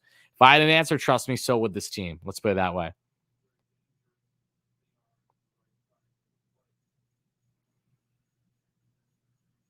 Willie Scredia. Gotcha. Happy to have you here, buddy. Thank you for the offer as well. And first pitch, VR swings, pop up. That should be two. Oh, no, it's dropped by Brandon Belt. Wow, that could be a saving grace. Brandon Belt got a little too past it. I could not handle it, and it's 0-1 on the count. He dropped the ball. Us Mets fans know that saying far too much. Far too well, I should say. I got Gigi. We got the Rally Rabbit going. Lefty. No, lefty. Trust me. You're better off not witnessing what this entire game has been. It's okay.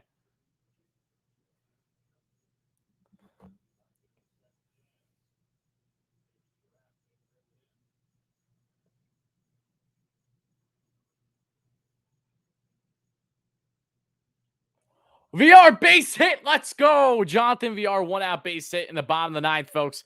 The Mets, for what's felt like every single inning, a 1-out base runner. How many damn times have I said that tonight, folks? Let me know in the chat.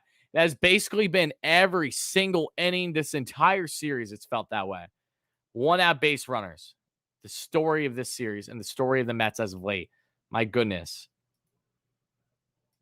Her name is Gigi, Nathan.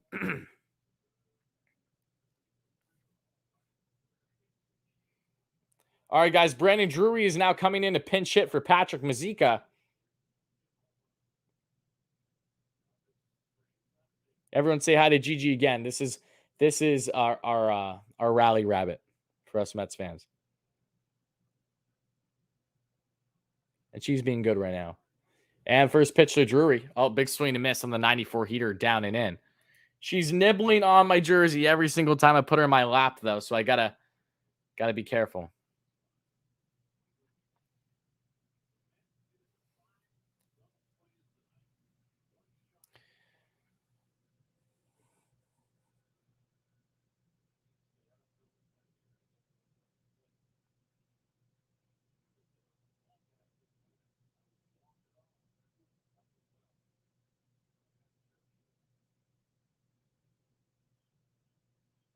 Here's the 0-1. That's a pop-up by Drury. Mets are now down their final out, and it's in the hands of Francisco Lindor. Oh, no, he dropped it! What?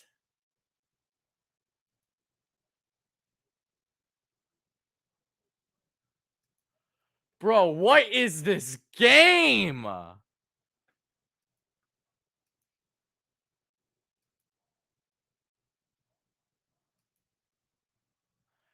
He dropped the ball twice. What? Goodness gracious. What is happening? The Giants are openly they don't want this game, clearly. Like, what are they doing? They're really trying to out Mets the Mets tonight. Wow.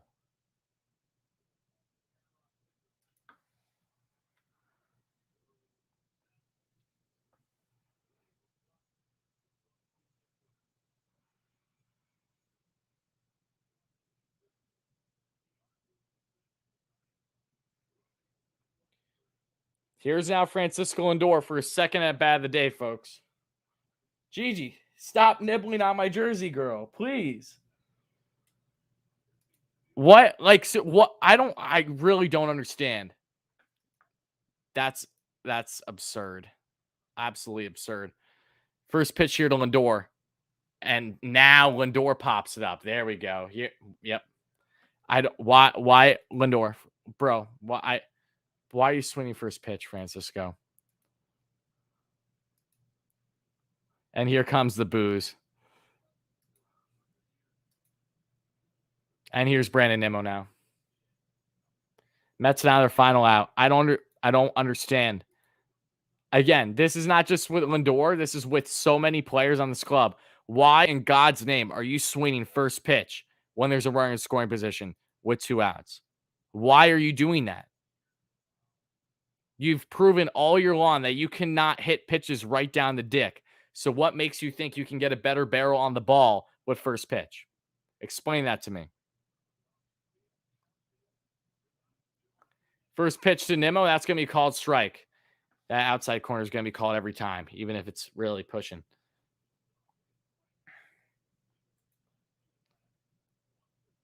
The Giants literally handed this game to the Mets, and yet the Mets are not going to take advantage.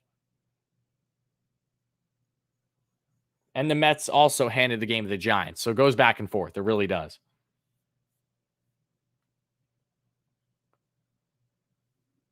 And the 0-1.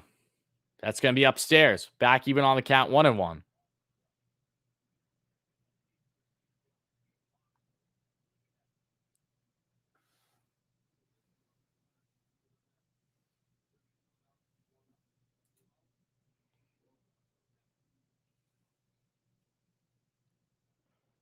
Man, like what? Oh my God. Gigi, calm down, girl. And that's going to be fastball up and away. 2-1 here on the count.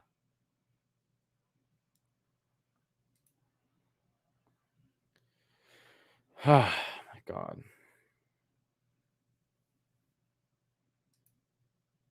2-1 on the count. 14 pitches in for McGee. 2 on, 2 out. Giants have a 3-2 lead, trying to secure the series victory here tonight over the Mets. We got Gigi. We're trying our best to rally here. And the 2-1. Big swing and miss by Brandon. Mets are down to their final strike.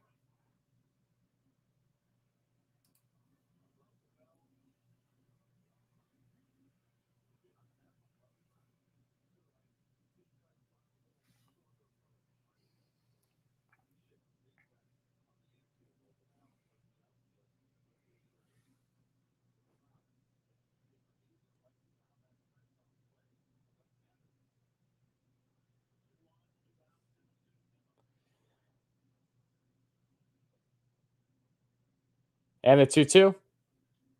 Hacked away foul to the third baseline by Nimmo. Still 2-2 on the count.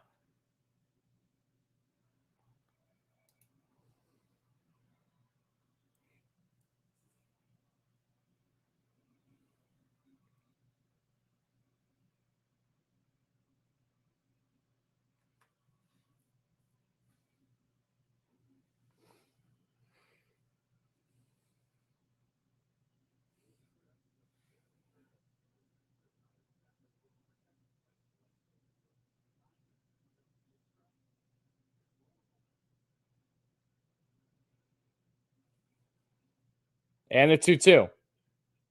Fastball upstairs. Full count now to Brandon.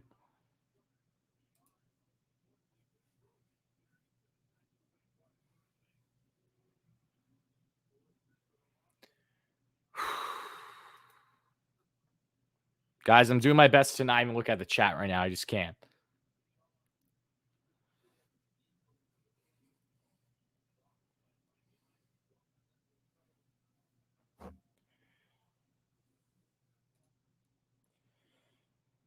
Two on, 2 out. Bottom of the ninth. 3-2 is the count.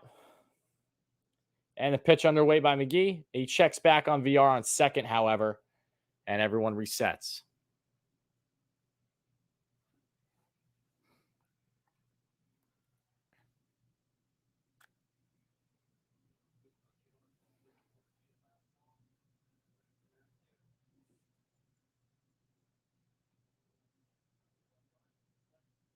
GG. All right, fine. I'll hold you like this, girl. I'll hold you like this. And the 3-2. Nimmo does not go. He is walked. Bases are loaded for Pete Alonso. Oh, my God. Pitching coach is going to come in and talk to McGee here.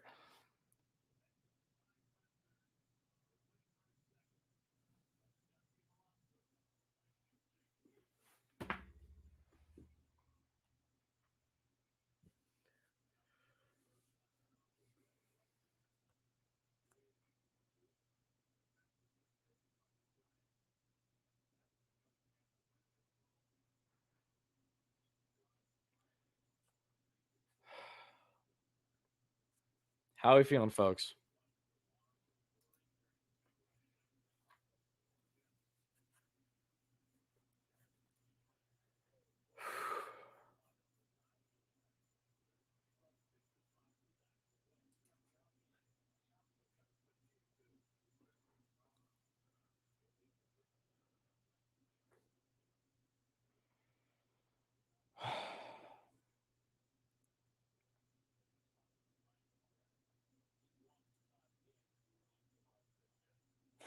What are you looking at? Gigi's watching the game with me, folks.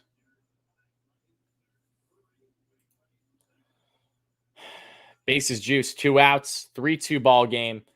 Pete Alonso is now at the plate. Pete, please be disciplined. Please.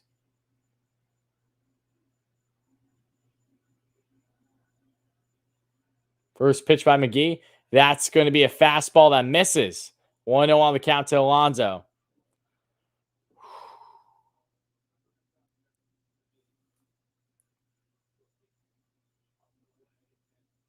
You had 2 bunnies? Awesome. Love that.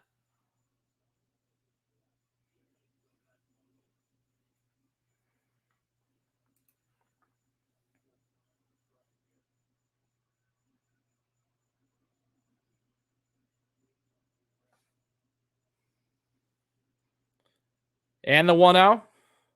Pete hacks on one foul. Right down the pipe. Back even on the count now, 1-1.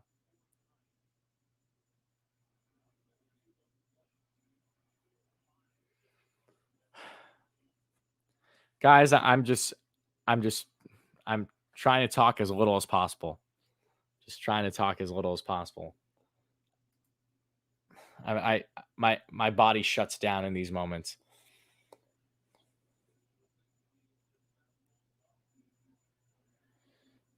And the 1-1. Pete swings at a fastball upstairs, out the zone. Mets are down their final strike. Oh my God, Pete. Please, Pete. Please, please, Pete. Don't do this. Don't do that. Don't do me like this, Pete.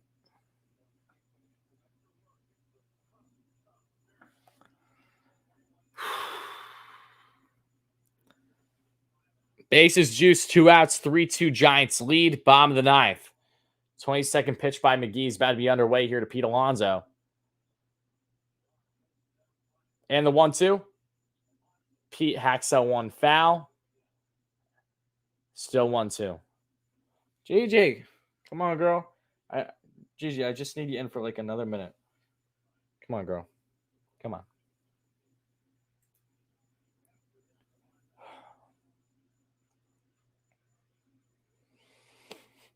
Oh my God.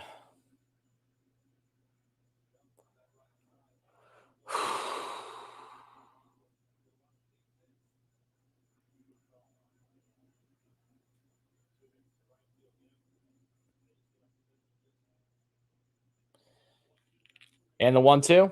And Pete hacks that one up. Not playable, though. Still 1-2 on the count. Keeping that bat alive. Still 1-2 here for Pete Alonso. Wow. Mets all season haven't not been able to hit a fastball down the middle to save their life. It's crazy. It's just unheard. It's so New York Mets this season. That's the only way I can explain it. Now, Casali is going to have a talk with McGee, try to figure out what's the best course of action here on Alonso. Pete gets more time to, settle down and figure out what's going to be best here to try to keep this game alive. Pete, GG. All right.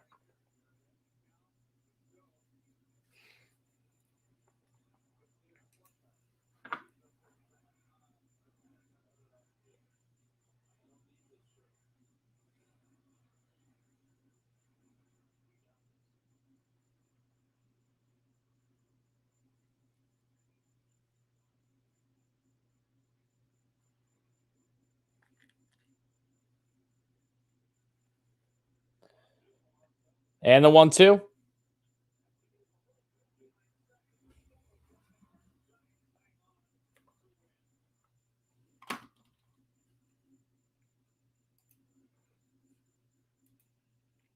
Give me 1 second, guys. Game over. Giants win. They win the series. Give me 1 sec.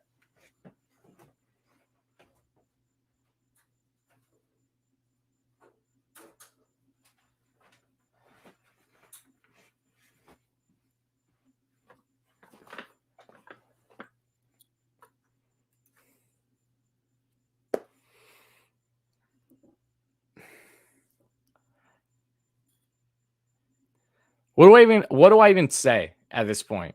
What do I even say, man? Tough break. Tough break. I appreciate everyone that's been in the stream, though. You guys are the best. I love you all. That's what makes this stuff somewhat entertaining. Just dreadful. Mets lost every single series of this 14-game stretch between the Giants and the Dodgers. They will look to avoid the sweep tomorrow. We'll be live on the channel for that. The Mets are a season worst, 4 games under 500. They are, where are they? 7.5 out now at first. Wait, are they 7 out now at first? Or is it 7.5? Either way, it's bad. It's really bad. Rojas lost this game. Mets had their chances, don't get me wrong. Alonso, unfortunately, cannot come out more clutch for the Mets when they need him to. But man, just gut wrenching, absolutely gut wrenching loss.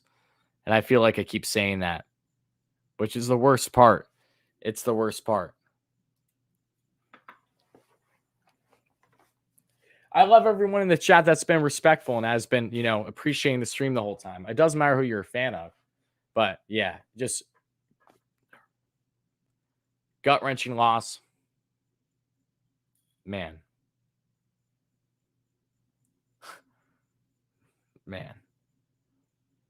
That's really all I have to say, folks.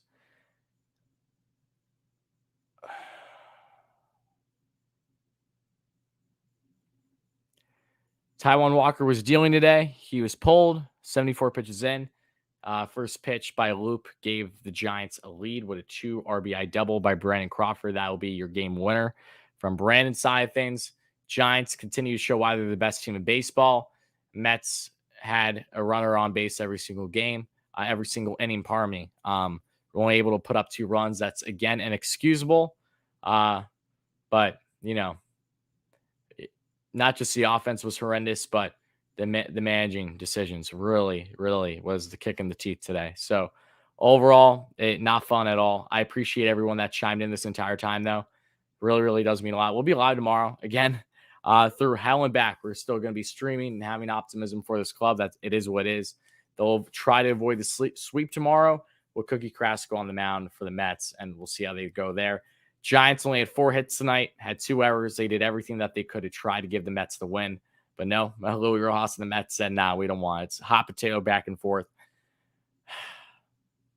I'm going to go hit the hay now. I hope you guys have a great rest of your night. I know that won't be easy for us Mets fans, for my Giants fans that have been in here that are chiming in. You guys are going to go sleep like a baby, like you've been all season long. So I wish I could relate to you guys, but I can't. But again, thank you all so much.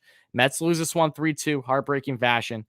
And now they find themselves, again, continuously farther and farther from any hopes at playoffs. Now 6 games below 500, 61-64 on the season. I'll be live here tomorrow. Thank you again, guys. Talk to you soon. And yeah, that's it. Talk to you guys again soon.